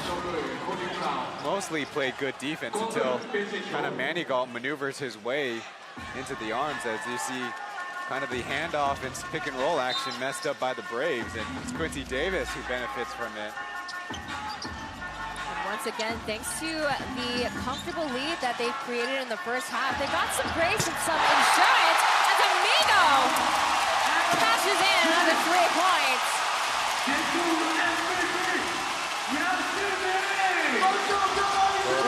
The lead is slowly closing down, 71-63, and Jet tries to come up with 2, no good.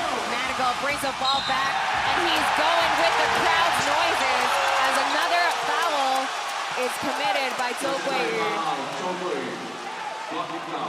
His 4th personal foul, as now it's the Kings that want an unsportsmanlike out of it, but I would say Amigo, if he's not going to call for one, I don't exactly think that Josh deserves one for similar physicality. Marshawn here is looking to get the rest of.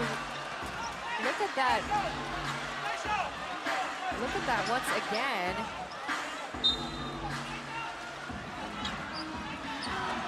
But game continues on. Mullins passes out to Manigault, completely open. Tries to go in from the corner. David saves the ball, passes it out to the perimeter, and Amigo at the top. He goes into the paint and goes in for the mid-range shot, and it rattles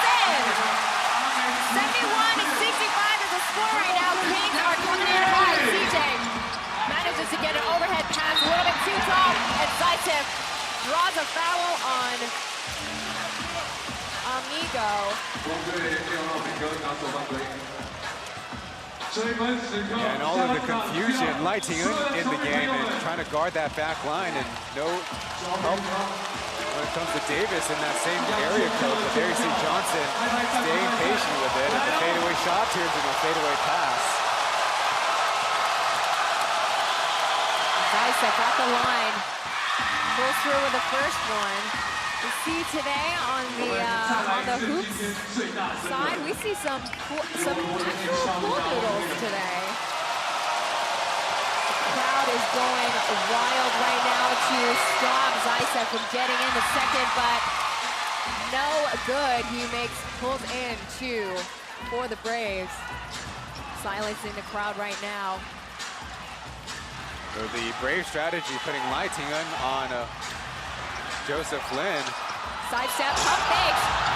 Forces in two, no good. Lightingan coming in for the first time in today's game. Gonna hopefully bring speed to the Braves, and Johnson pulls through with 3 points on the top. Playing the trailer role perfectly and forcing the Kings to a timeout. And just like that, Braves still have that lead right now. But we're gonna see what Coach Marchand and Coach Xu have to say to his soldiers right now.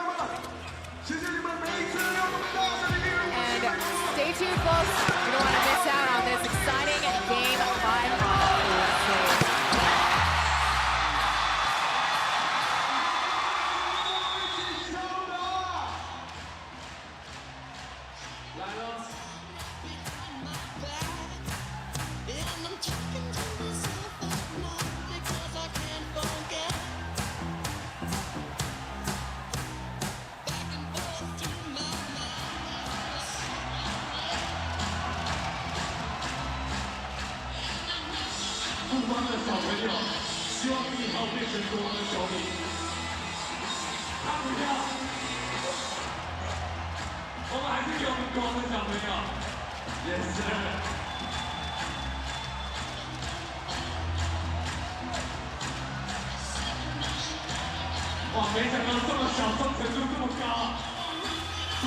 Welcome back. We are about to close up on that timeout.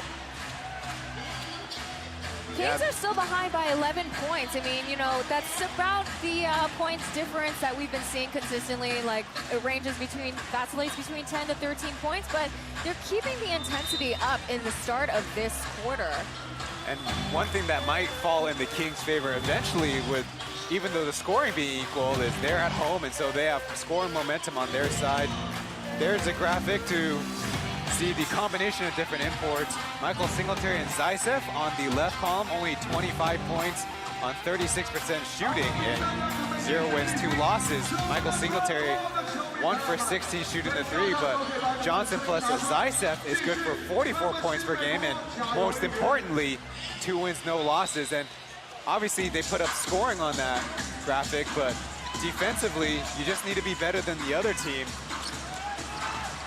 Light hand, tough, white on rice on Joseph Lin, having to pass it out to the perimeter to Manigal, and now Amigo. The shot clock is counting down, 6 seconds left, and he drops like a fish, but draws a foul on Beef. The referee at the trailing position right on top of it. And the Braves have an argument, but Beef not much himself, as you see. Hand goes up, but the ball goes flying sideways. And that'll be a free throw trip for Amigo. Now, the Beast's 4th foul committed today for each for Tokwaiter as well as Diego. So we're not actually seeing the imports committing as much for fouls. More so our local players, as Amigo pulls in another free throw shot. One more to go. And the comment is definitely more so that the Braves trying to apply pressure on the Kings on the perimeter, and Kenny Manigal obviously in the second quarter is the #1 target, but if Amigo gets going, they got another problem going for them.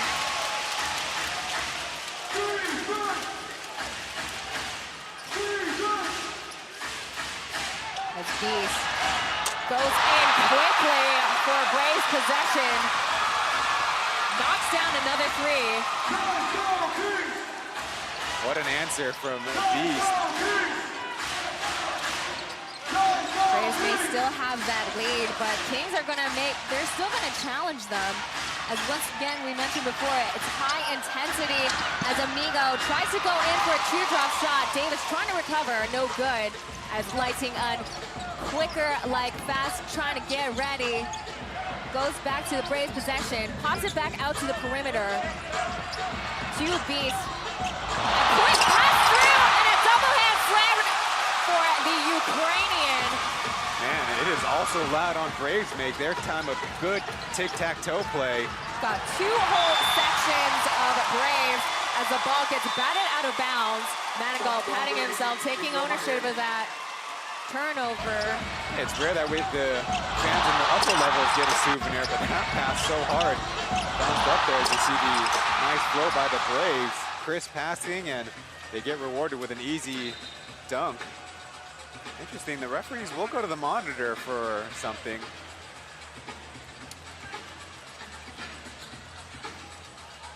Players are being summoned back to their side. Let's take a look to see if the clock needs to be readjusted. Well, it's perhaps a fair stoppage for both teams to kind of review things. And actually, the MC announcing it's the 2 or 3 on Beast's that long shot before. And again, these are one of those tricks of the trade where you don't want to challenge, but you kind of let the referees know, and the result is at least you get to talk to the troops, which in the case of the Kings, facing still a sizable deficit halfway through the 3rd quarter. Our colleagues got the Momo television along with us the entire way of the Plus League history, and FTV, their counterparts, doing a great job. Let's see the referee signal and the replay. Beast got about an inch or 2 behind the line. That is a pushy 3 points.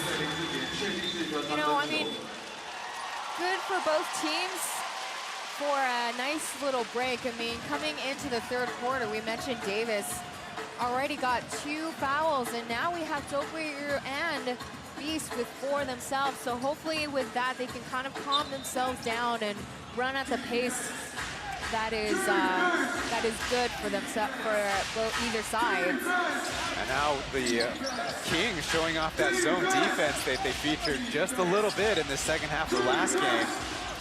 No look pass out to Beast, but Beast is going to handle it on himself. He slashes through the paint, pops it back out to the perimeter with 4 seconds left to go, and for 3, just short.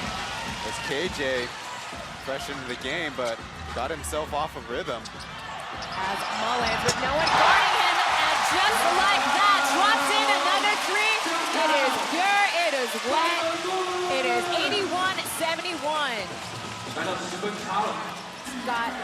He's logged in 60 points so far.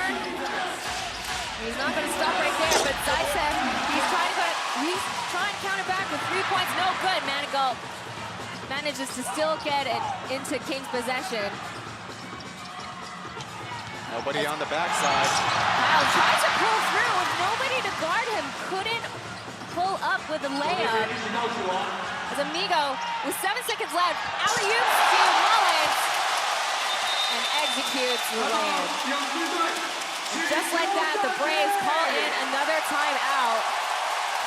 Yeah, the Kings zone defense really put a number on the Braves.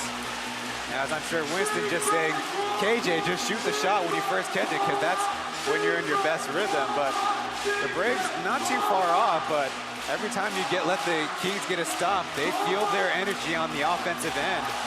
And then that last possession, previously it was Byron Mullins shooting the 3, but here in the mix-up, slipping behind the defense as Zaitsev went to help, because Amigo's taking advantage on the low post previously, so you're kind of overcorrecting with that defensive shift over. So Amigo with 18 points along with 2 rebounds and 1 assist. Again, looking for one of those standout performances for number 6. As part of the Dreamers, lost to the Braves in the very first finals and then denied a ticket to the finals by the Lioneers last year. He admitted that he and Beast might not have too many seasons left, but every championship just as valuable as the ones before. You mean they're not going to play forever? You know what? It's not impossible. Listen, they're absolute legends, but a few years, maybe, we'll see. We will find out. Score 81-73 at Ching Zhuang Stadium. For those just tuning in, you've missed out quite a game so far. Yeah, the scoring's been quite intense before the end of the third quarter. Already more than the way we need to go to get 100 for both teams. As we mentioned in the pregame, that the Kings 107, the first time any team hit triple digits. Back to a kind of a man look for the Kings defense, giving Jet plenty of space. With 4 seconds left, Winston finds Zaitsev and draws a 3-second violation on Zaitsev. Got a little too cozy under the paint, and the Kings will take it. Yeah, the offense for the Braves, suddenly against the man defense of the Kings they've seen all the way, suddenly flustered by that pressure.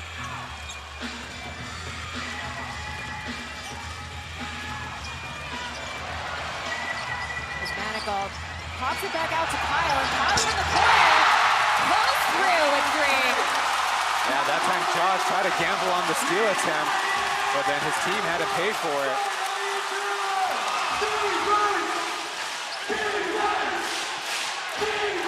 Kings have managed to score to close the gap a little bit more with 5 points difference. And Jet pops it back in for the mid-range jumper. Yeah, that floater for Jet is working in tonight's action. He's got 11. Almost all of those coming from that same range, that same shooting motion. As Amigo goes under the paint and draws it and one. The crowd is going wild once again. That's back-to-back field goals for the Kings. Yeah, even taking on Taiwan left alone on an island, finds the angle, avoiding going out of bounds. You see the tight-roping act. And good body control, good court awareness. You know where the backboard is, you know where the rim is, and get it done. A little lane violation by Lee Kai-yin flying in there. So a little bit too ahead of himself. Taking the wind out of the Kings sail just a little bit, but we get a review. Amigo going to work down low against another veteran player. Again, zone defense by the Kings. Zaitsev is tough defense by Kyle. Way smaller, and from deep is Beast, but that rolls out of the iron.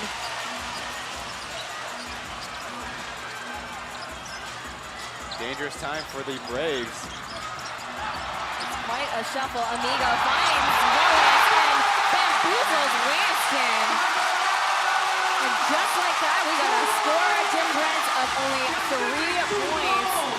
Seems like anything could happen with almost 2.5 minutes left in this quarter. Chen being a little bit more reserved in this quarter, but he manages to swish in 3. Josh Oakley, you're coming to the rescue. But Joe, haven't seen him much. Would have been a nice pass there. Beast gets stopped by Amigo. Kind of got sandwiched there, in fact, and now a little bit of pain. Of course, as you mentioned, Amigo initial stop, but Manigault came charging in to join the fray. Is this the rugby or football match that Marchand's talking about? Their time Rugby taking or out American football, yeah, maybe. Taking out Beast from underneath. I mean, no ill will, it's just that the collision was just so dramatic, and so Beast will have free throws coming up.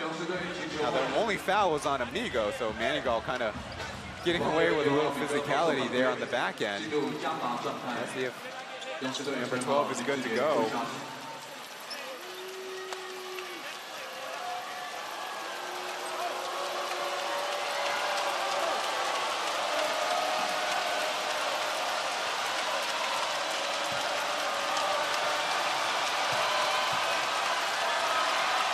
Up to the hoop.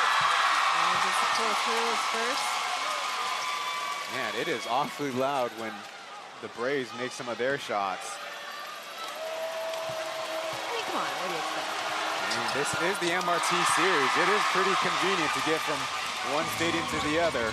Listen, my only gripe is it's like a 12-minute walk, and on a hot day, it's a gnarly walk from Xinjiang to the Xinjiang MRT station. Oh. And listen, people, you guys aren't going to see it on the screen, but I'm wearing high heels, so it's kind of a trek. As we are at 2 minutes, Joseph Lin manages to pull through 3. I thought it was going to be way off target, and I am glad I'm wrong. Yeah, Joseph Lin known for that kind of diagonal spinning three-point shot. I never noticed that, but Johnson counters back for 2.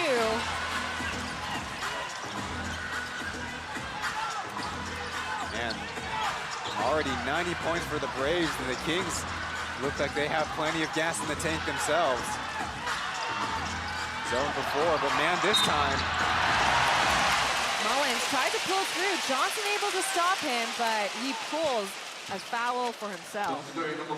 It's his 3rd one today. Yeah, that time the Braves went to man defense, and the Kings, with a simple screen and roll, finding the slip pass. And of course, on the Brave side, happy to force Mullins to go to the line, but he's 4 for 5 and an impressive 7 for 9 from the field, and a lot of those from deep range, of course.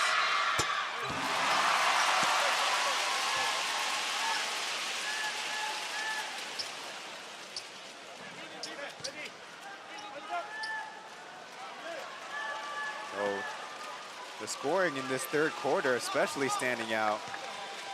Both teams looking to score north of 30 points. 2 for 2 for Mullins. The big thing for looking in the 4th is that the Kings have only played 6. Beast has to go in for 3. Rattles under the iron. Still going to be Braves possession. Let's see if the referees force Marchand to review it.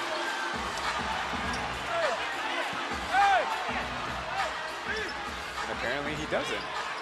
That's interesting. I mean, he does have a review in hand if he wants it. Did you see Mullins' hand is in the neighborhood? I mean, if they don't want to challenge, they don't want to challenge. With 1 minute left, I mean, there still could be a game changer if they revert the call, but we're going to see 50 seconds left. From the corner is Kyle, but forces himself out of bounds. Well, they call a foul on Zaitsev, closing in that gap. And so that'll mean free throws for the Kings as Kyle went flying out of bounds out on the contact. So let's see if he can recover for some free throws.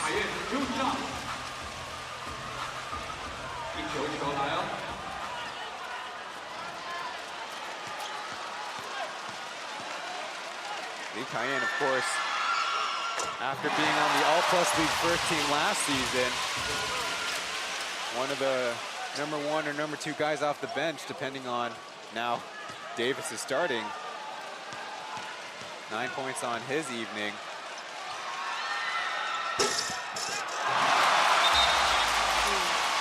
That's a little bit tangled up, but that's still going to count.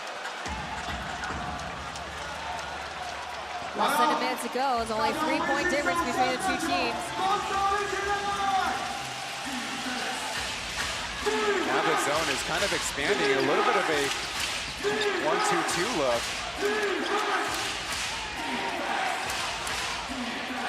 Zaitsev once again pops it to Beast, and 5 seconds is counting down on the shot clock. So Quaker, last-ditch effort, forcing in 3. Johnson manages to get the rebound up against Manigault. But TJ kind of made a business decision there. They can't run out the clock. So he lobs the ball out to Beast. Draws a foul on Kyle. Kyle commits a foul.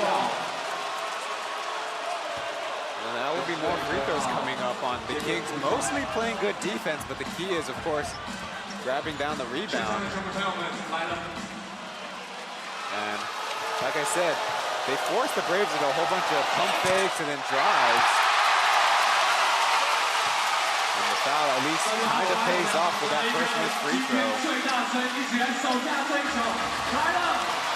The intensity sure ratcheting up in here. Misses both of his free throws, but Johnson recovers the ball back, and so Zaitsev maybe trying to make up for it, and he does at the corner. With 2 seconds left to go, Joe Lin tries to pull through a buzzer beater. No good. Score still remains in Braves' favor. 93-87 is the score. Exciting third quarter. Let's see how Braves pull through in the fourth and final quarter. Stay tuned for more P.LEAGUE basketball.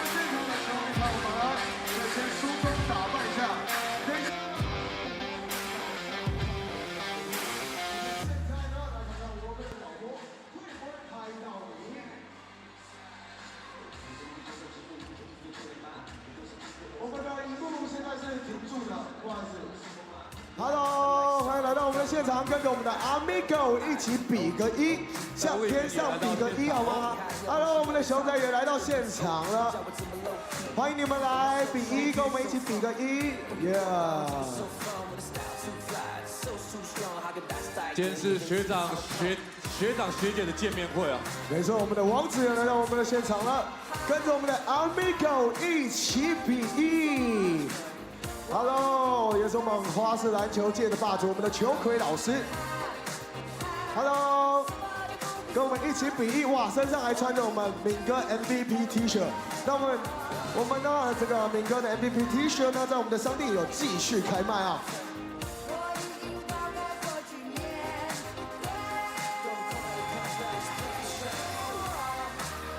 Hello， 穿着我们这个凯燕9号的这位球迷，还有拿着我们这个 Manigo 的这个人形看板的球迷，我们一起跟敏哥比个1好吗？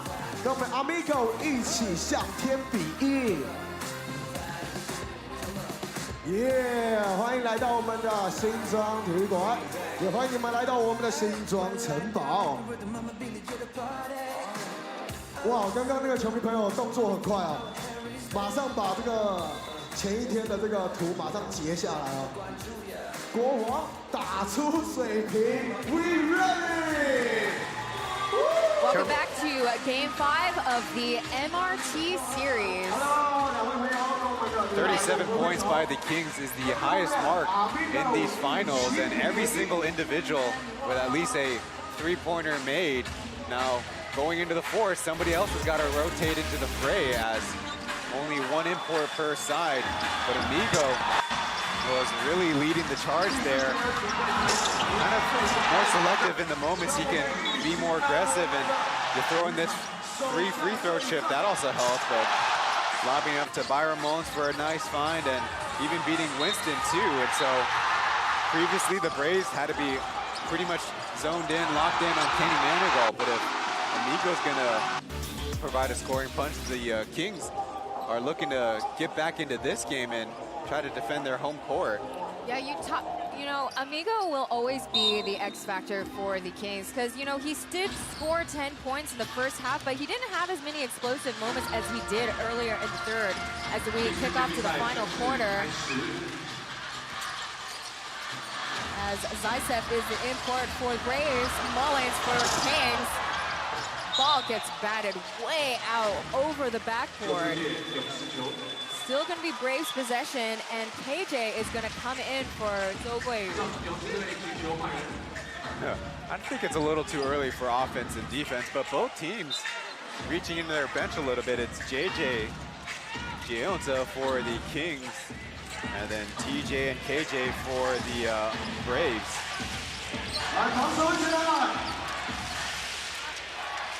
Zaitsev once again at the top of the perimeter. Zone defense again by the Kings. Zaitsev in the paint, pops it back out to the corner, and just off. Again, Kings featured a zone defense a lot, and the zone defense wasn't ever that expansive. It was one man on the ball and 4 others shrinking into the paint. But the Braves just uncomfortable the whole time.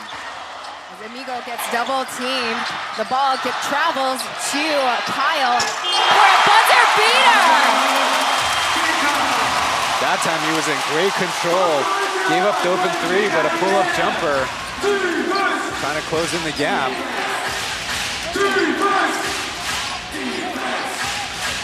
Great movement of the ball with 9 seconds on this shot clock. Let's see if Zaitsev can pull through. No! The ball rolls out of the iron, and Amigo brings the ball back to Kings possession. So that's 2 straight stops for the zone defense. Kyle double team for the layup. Here might be the key, going on the break. And denied. And on the floor is TJ. That time, somehow trying to take on Byron Mullins and Lee Kayin, but a little too easy for the high-flying guard and number 9, Lee Kayin, giving TJ just a little rookie lesson there. Yeah, just too slow right there. Let me show you how it's done. A national player. Ball gets lobbed way out of the perimeter. Yeah, and you see everybody else shrinking in the zone. Somebody's got to hit those shots. Once again, TJ tries to make a shot. Gonna be Kings possession now. Again, 3 straight stops, and the Braves got to feel that they're kind of lucky, only giving up 1 basket by the Kings in the first 2 minutes, but this is a curious substitution, kid. He's theoretically a better outside shooter, but the Braves are going to bring in Jet, who's shot poorly, but maybe he's in there to lock down Joseph Lin. He's right now off ball. Gonna see if they can stop the bleeding on the Kings scoring card, but just as Kyle skip passes it to Mullins, that goes like in Chinese, 火车过山洞. Yeah, between the wickets. Right through his legs.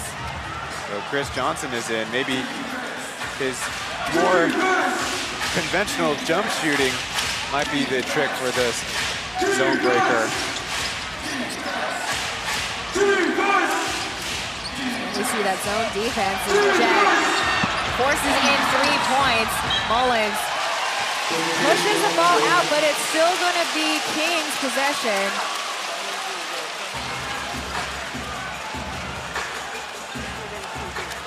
Yeah, don't forget Winston in there, also supposed to be a good zone breaker, but hasn't really found the space. Joseph effortlessly tries to go in, misses, and Mullins comes back for the putback.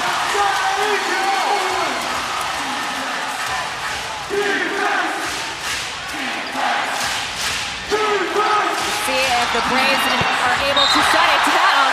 And we got a wedgie here for the first time. And I just noticed there's a smiley face on that basketball. I think that story goes to the Kings staff, who one of their assistants with Kenny Manigault drew that smile.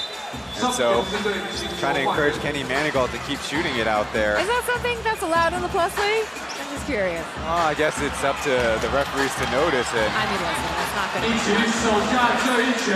So the Braves really nervous now. They've been held scoreless for 3 minutes. Just like that, Jet is coming back to the bench, lighting on in, checking in for the first time in the 4th quarter. Outlook pass to JJ, and JJ pulls through, but paddles off Johnson quickly, getting the rebound, lasers it to Winston, pump fakes, pops it to JJ, and Amigo brings it back to the Kings side. Braves catching up to him though.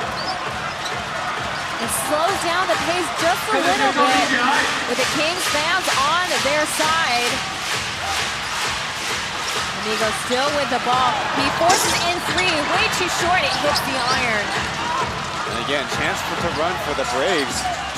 get a shot up before the zone finds its formation. Too slow still, as now Winston's starting to become the problem. And just like that, Johnson still pulls up for three.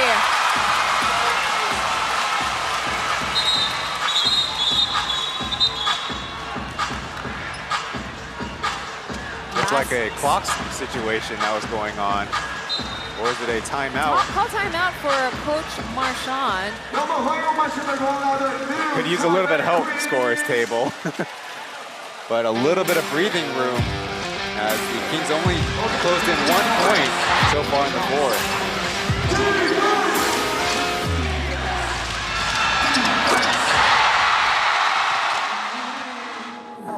Let's go. If you a fly girl, get your nails done, get a pedicure, get your hair did. See you telling me I'm pretty, but it's obvious. I don't need a man to tell me where the party is. If you a fly girl, get your nails done, get a pedicure, get your hair did. See you telling me I'm pretty, but it's obvious. I don't need a man to tell me where the party is. 尖叫声给我们新北国王啦啦队 New Taipei Queens！ 谢谢我们新北国王啦啦队。大家可以跟我们新北国王啦啦队呢，他们现在人在场边，可以跟他们一起，朋友们，新北国加油应援，让大家都表现得非常好。今天应该是2年来我在这个我们新中城堡内听到你们最大声的声音。今天我们继续表现。We're at quarter of 4 of game 5.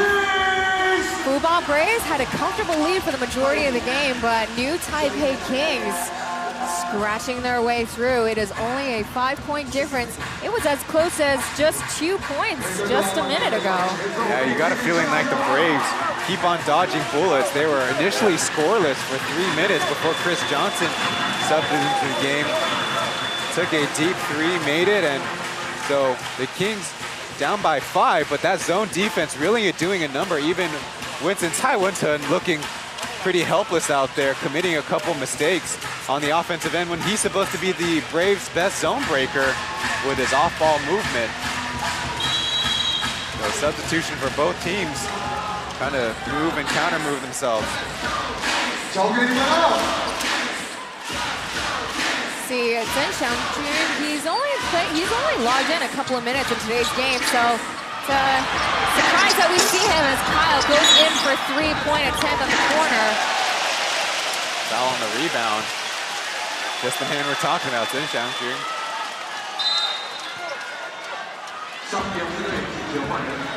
And just like that, Chen back on the bench.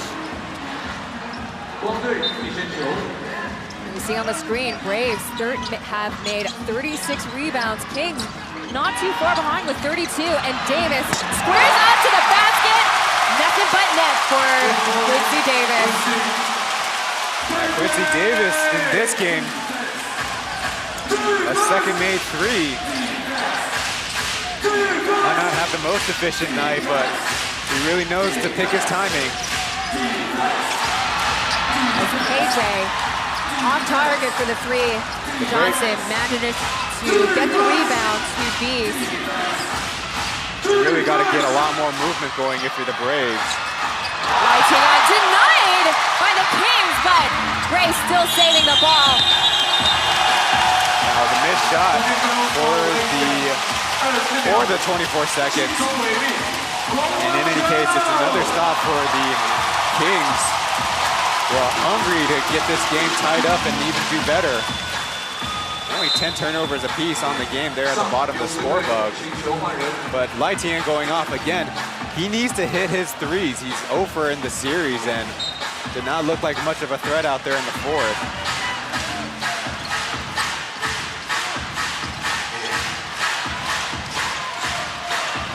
Manigal bounce passes to Davis.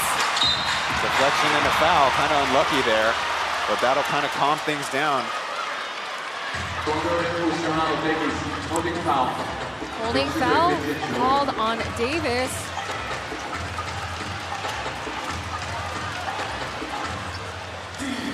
So much for us boasting the offensive game. Well, the offensive game has looked quite poor in the fourth. Now the zone kind of looking like a 1 or 2-1-2 Listen, you can't say this game has been boring. That is for sure. Manigault back passes, but Joe Lin for 3 off target. Beast, another sky-high rebound. The Braves need to also get stops on their end, too. Beast to Joe Lin.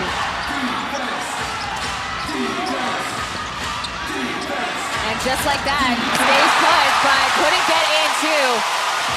Yeah, the Braves are really tight now with their shots. There were a couple openings, but deciding to drive and kick was an okay shot, but Josh.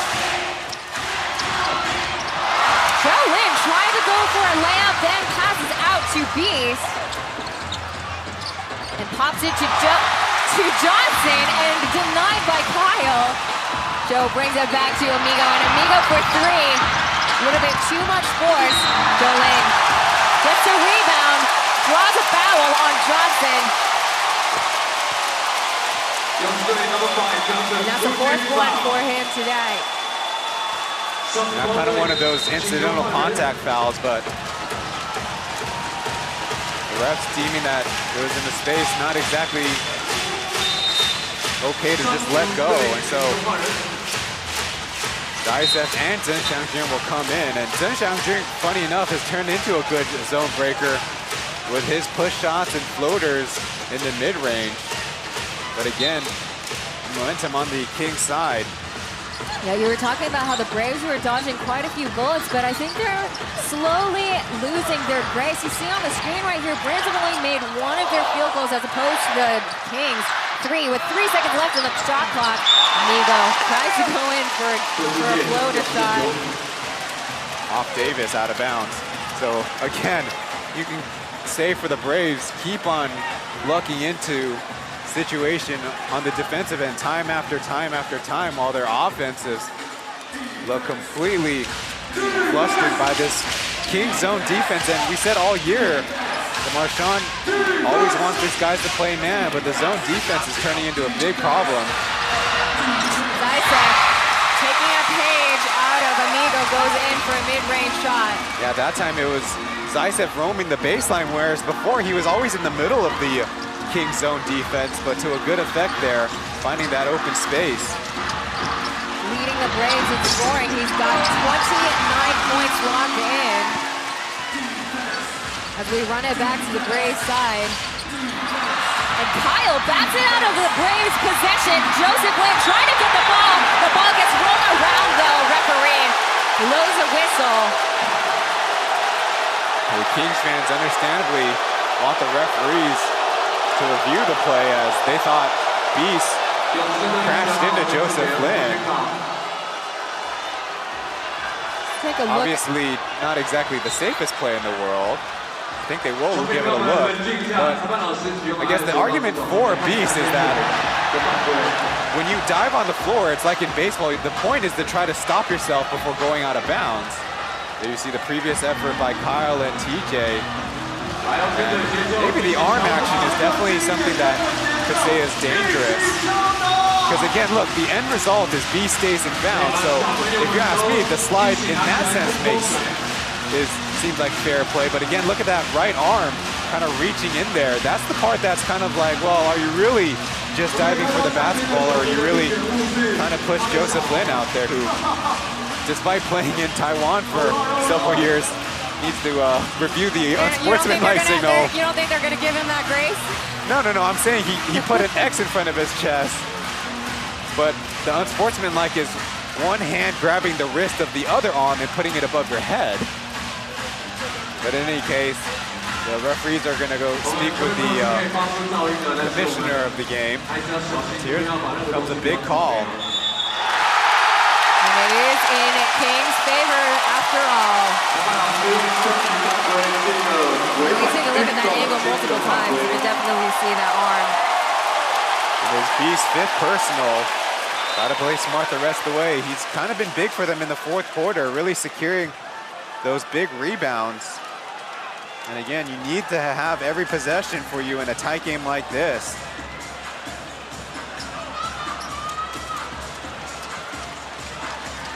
Now Now it's Joseph Lin's turn to try to earn it at the line, but this time in front of a friendly crowd after in Game 4, endearing himself with his former supporters in the Braves fan, that Heping.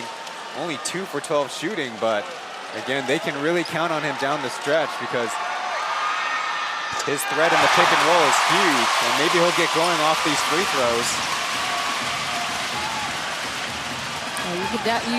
You definitely saw him really heated up at the end of the last game.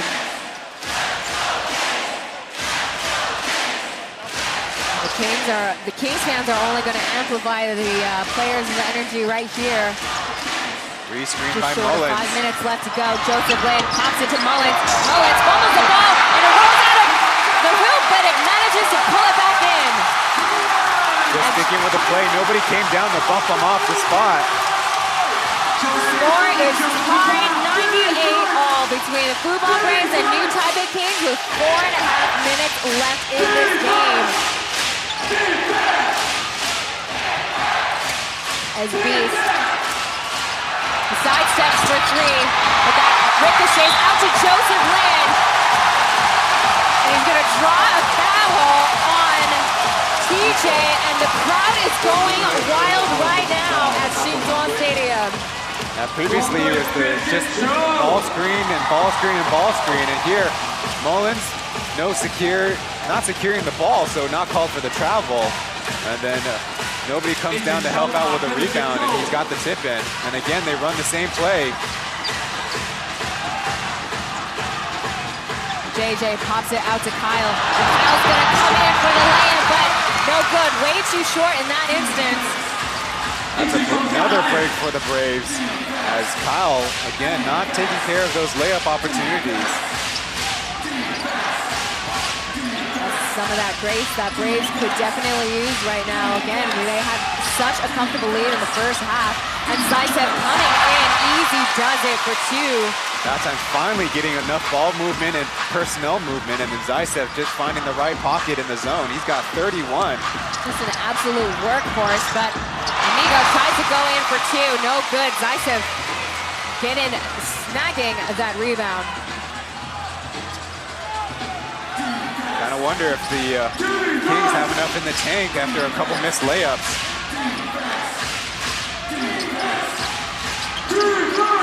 With 5 seconds left to go, TJ has to make some kind of movement, and from TJ, there's a 3-point before the buzzer beater. The Braves pull through 103-98. The Braves fans now are going crazy. I'm sorry, it wasn't 2 sections. We got several Braves sections here at Fubon Stadium. Let's see what Ryan Marchand has to say with his team. Yeah, that time TJ kind of dribbling out the clock. And we call this a 拆炸弹, or a defuse the bomb situation. Just kind of one look to the right and one pass to the left. And then the former king, KJ Honkaijie, hitting a huge one, but 3 minutes left in the game, plenty of time. So you got a feeling the pace of this fourth quarter is kind of winding down, that the Kings' 5 points is not a little margin to try to overcome. Both sides have to be careful, though. I mean, again, it's high intensity. It's a lot on the line right now. So more likely, we may be seeing some turnovers. We might be, hopefully, though, they keep the communication open for both sides. So even Mr. Walter Wong taking his laps around the court, trying to maybe work off some of those nerves. I didn't even recognize him. He usually wears a button-down shirt and long pants, but yeah, he's in shorts. He knows. He's working overtime. He's working hard tonight. Working hard. So Coach Marchand, definitely in the point of the game where you don't exactly have to be that worried, but you don't want the Kings, all these stops, to go fruitless on the offensive end. And so in the fourth quarter, only 3 for 12 on the Kings shooting side. They have also committed 3 turnovers, which for the Kings in this game have not resulted in too many Braves fast breaks, besides those kind of lucky balls, loose balls that kind of slip out of there. Meanwhile, on the Braves side, only 2 for 10, and no trips to the free throw line is also something to look out for. They have 14 fouls. The Kings only have 1 if the Kings want to amp up their physicality on the defensive end.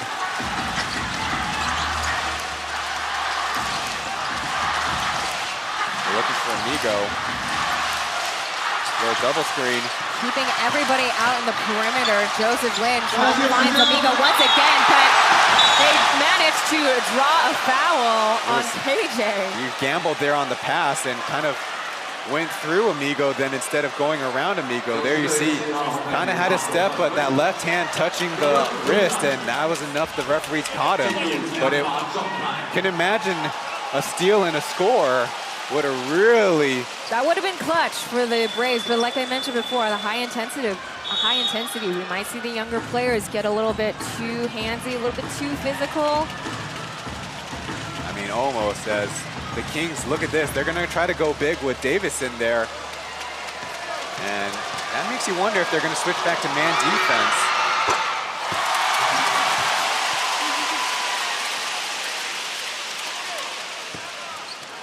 Amigo logging in 21 points tonight. I mean, that would be equal to his second season MVP regular season. Way surpassing the field on the local player side. Buffs the second free throw shot. And it will be out of bounds for the Kings. Still Kings possession. Coach Rogershoe frustrated at that call, but let's take a look.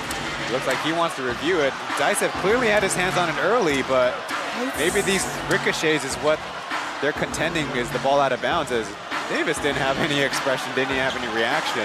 Looks like they will be reviewing that call.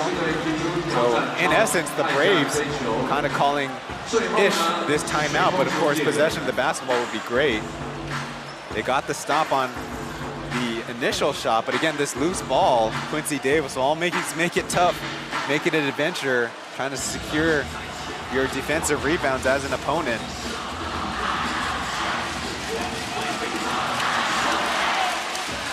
Fubon Braves fans are going crazy behind the player section. The Kings fans counter back. 2 minutes, 43 seconds left on the clock.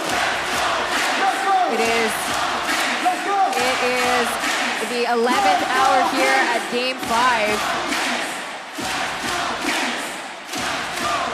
As the referees review this call, we haven't said much of the imports names here in the fourth quarter for either team.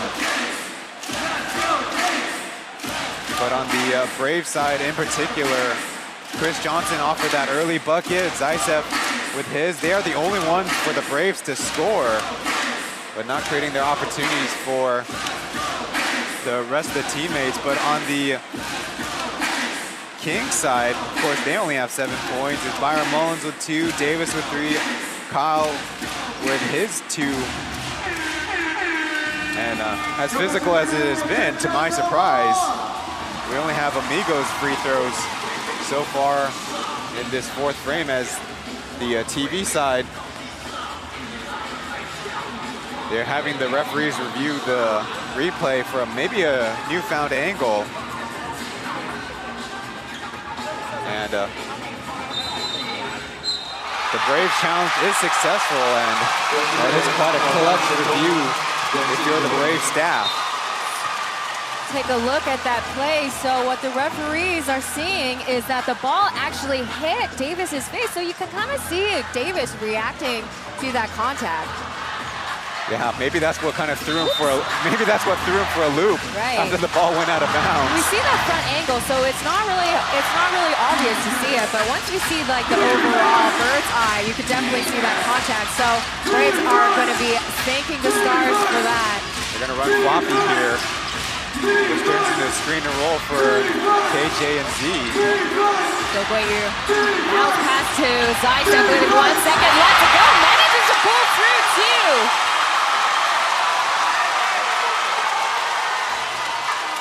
Yeah, that time sticking with the play, there was a mismatch, and even with Lee Kai-in flying in for the help, Z just lifting up and in. Jolin forces himself for two, but too short. This tough defense on the Brave side. Chen Xiangjun back in the game. Pretty important screen to help his rookie teammate out, try to avoid Amigo's defense. Another time going at Joe. Clock is ticking like a time bomb once again. 4 seconds left to go. It's Zaitsev against Mullins. Zaitsev couldn't get through that ball. No stoppage though, don't forget to keep playing. And Zokoi trying to stick to Amigo. Chen Xiangjun tries to bat the ball out of Amigo's possession. But Amigo finds Quincy Davis and another rim raiser for number 50. That time the screening action took Zokoi out of the play. The referees say it was legal. And then just an easy dunk, and I would have to say I disagree with that. But in any case, the Kings with an important counter basket of their own.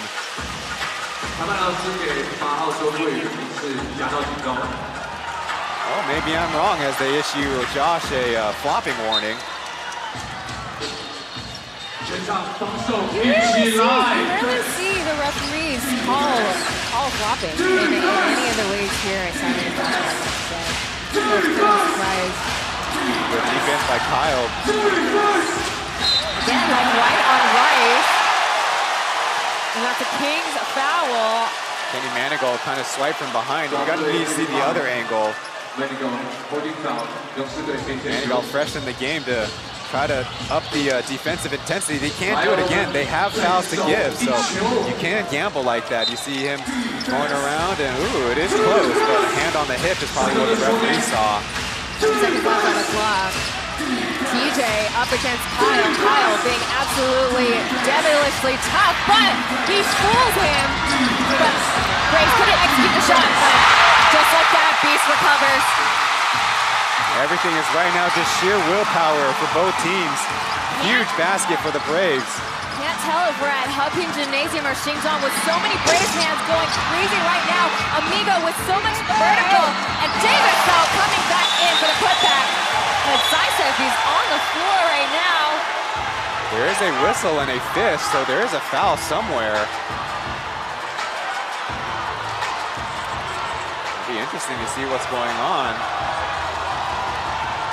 And they will review the play, and it looks like Quincy Davis is called for the foul after the made basket. So we got Zaitsev in the air, finished it no problem, and then see that right elbow. Yeah, you see him definitely lift that elbow up. That is especially not a after safe making play. that shot. Doesn't really need to do that, and so the fans you watching from home get to see these replays, as in the Plus League rules, they can't show it on the big monitors, though everyone's crowding around us in the Mandarin broadcast to get another look. I mean, it was a unsportsmanlike by Beast earlier in the quarter, which Joseph 2 free throws made, and then I think it was Byron Mones with a putback, but Quincy Davis on a made shot for the Kings with less than a minute left in the game. You don't want to offer 2 free throws and then possession. Could be a 2-possession swing just like that. Now, the referees can't just say it's a common foul. I would definitely disagree with that, though. All right, it's just a common foul. Listen, I'm not the professional referee here, so. A little cheer off right now going in the stadium as the Kings out of their huddle first. Braves still breaking. Referees finally breaking up the Braves huddle. 35 seconds left. Kings still have a shot in this game. Looks like Amigo is getting tended by medical staff. While it's Kyle who missed the early foul. They don't have to necessarily foul, but obviously. I mean, again, like you mentioned before, they got plenty of grace left. Well, they obviously executed too late when they were down in previous games, but they leave Beast open. And there's a 5th foul, and we'll have the playing our free throw game for the rest of the way, it seems. Ling Jingbang in there for defense or in there for fouls. 上光队请求换人。 Probably just in there while Amigo cleaned up his wound earlier, as Johnson is back on the bench. 来了，现场所有的球迷朋友们。 Both teams kind of strategy-wise, mostly coming with their substitution and personnel. You see on the screen, the Braves do have their timeouts if they get in any trouble, maybe bringing the ball up, or obviously both teams have their 30-second timeout if they can't inbound it. But Beast 0 for 2 on a previous trip. Let's see if he can make the adjustment. Once again, like I mentioned before, such an incredible Braves turnout. As Beast made his first shot. But fumbles the second one. They're only up by 5, so it's only a 2-possession game. So you're saying there's still a chance. As Kyle tries to go around PLEAGUE for a 3, but no good. Beast gets the rebound and draws a foul on Kyle. 2 more free throws, so again, the Braves kind of dodge a bullet there. Lee Cayenne with a pretty decent look from the corner, but it's not been his night exactly. But again, the clock running down. Every free throw could just add to the Braves' win percentage.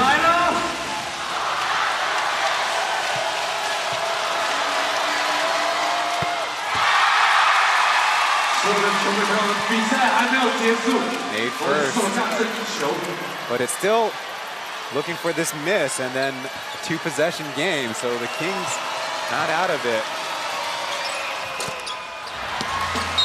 Still can't pull through the second free throw shot. But this time Amigo uses the 30-second timeout, which is big because the Kings could advance the basketball, drop a make, and obviously would prefer to get a stop first before trying to turn around for a shot. But previously at Hooping Gymnasium, when they're down by 3 possessions, Coach Marchand and the staff finally getting that 30-second timeout with only 8 seconds left. Here, it makes, at least you have a prayer. Again, in the game where the scoring a lot higher than most of the series, if we're looking at the best 3-point shooters on the game for the Kings, well, they have a lot of decent candidates. Mullins, 2 for 3, Amigo 3 for 6, Manigal 3 for 6, Davis 2 for 6, and Kyle, despite missing the last one, has also made 2 on the game. So, well, when the series is tied up, it's almost like a reset for both teams. So maybe that's just kind of what's been happening tonight. That is an excellent point, though. I would counter that both teams only had 1 day off. It is a real test of fatigue. Absolutely. So out of the sideline, here they go. But it definitely hasn't affected both teams' endurance. With 13 seconds left, Joseph Lin tries to go for a 3, way too short. And another foul by Kyle, as they haven't given up yet, but that time the defense to go to Amigo defensively, double him up, denying the Kings the first option, and Joe heaving one up on account of the time left on the clock. Obviously, if it went in, it would have been quite something here on the floor, but a miss will mean Jet will have a chance to make 1 free throw and really ice the game as Beast goes off to a hero's welcome on the bench. You don't say this a lot about Taiwanese basketball, but maybe because it's a weeknight, there's already a number of fans filing out of the stadium. Oh, come on. What a rarity. Who does that on the finals? Listen, I can get it if it's like a blowout at a baseball game or something like that. You know what it is, Taylor? These people must have tickets to Wednesday's game, so they're like, we need to go to bed, sleep it off, get ready, because we have another tense one coming up. Maybe. They gotta load up their MRT cards to go to Hooping Gymnasium. As 6 seconds left to go, Joe Lin easily lays one in. But they're not going to foul afterwards, so with only a difference of 2 points. Kyle crowd standing up on the Braves side, and just like that, we conclude Game 5, 111-105. What a transformative quarter. I mean, they both only scored 18 points as opposed to first, second, and third. Once again, we mentioned the Braves coming in hot in the first quarter. Most definitely paid off for this game. Yeah, and the Kings, give them credit. They showed their resiliency in the third quarter, kind of jumping the Braves there, and in fact, giving up 18 points in the fourth, but they again held them scoreless and held them to just the one Chris Johnson three-pointer made. They're the early goings, and you can say some of these later points have been at the free throw line, but the Braves, again, maybe we should turn around and say they got the stops when they needed it toward the end. It was a real team effort for both sides as we're about ready for the player interview in the post game. 好的，我是嘉怡。今天呢，恭喜勇士赢得了冠军战第3战，也就是已经先行取得了听牌的优势了。那嘉怡呢，在场边访问到就是我们勇士的文成，文成是不是可以先稍微来聊一下这场比赛对两队来说都非常的重要，但也赢得非常的不容易。来聊聊第4节追平之后，凯杰从3分球投进之后一路的追分，包括志杰的贡献。你这场比赛在尾声的关键是什么 ？Key to the finish of the game. 其实我觉得第4节每个人都很重要。假如没有凯杰那一球3分进的话，变成说我们可能是在追平或是热后，那个压力就会在我们身上。然后好险就是凯杰进了那个3分，让我们还保持一点点的领先，就变成说大家变成说压力没那么大，变成放开来打这样子。 那另外，文成今天呢，你可以说是带伤上阵啦，因为在第1场比赛结束之后你就受伤了。但是呢，今天文成也非常的厉害，在4节就攻下了7分哦，而且最后也缴出了9分3助攻的好表现。场边甚至有球迷说：“哎，文成的好表现就像没有受伤一样。”是不是可以聊一下你今天的表现，以及呢，聊一下你受伤之后冠军赛又回到场上的心情？其实就是很想要帮助球队啊，然后做好自己的角色，然后不管上去，不管是防守还是做任何事情，只要可以让球队赢球的话，其实我觉得这才是最大的重点，这样子。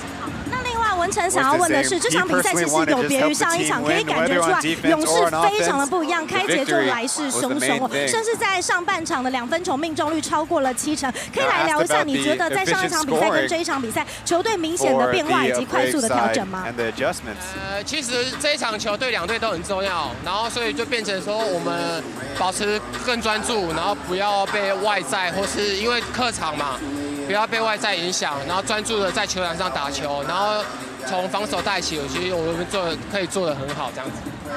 谢谢文成，也恭喜勇士先行取得了听牌的优势。那休息一下，广告过后，我们继续回到主播台上。Focus on the job. So thanks for Jai and Winston. We'll go to a break before wrapping things up from Xinjiang.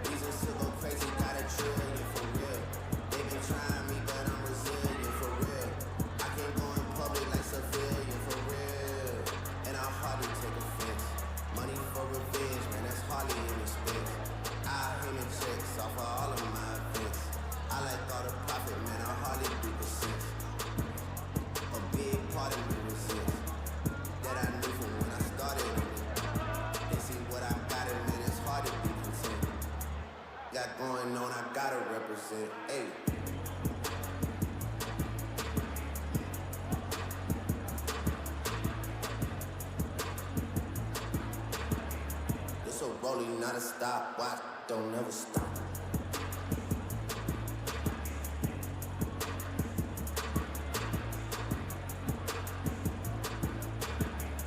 Just the flow that got the block hot, got super hot.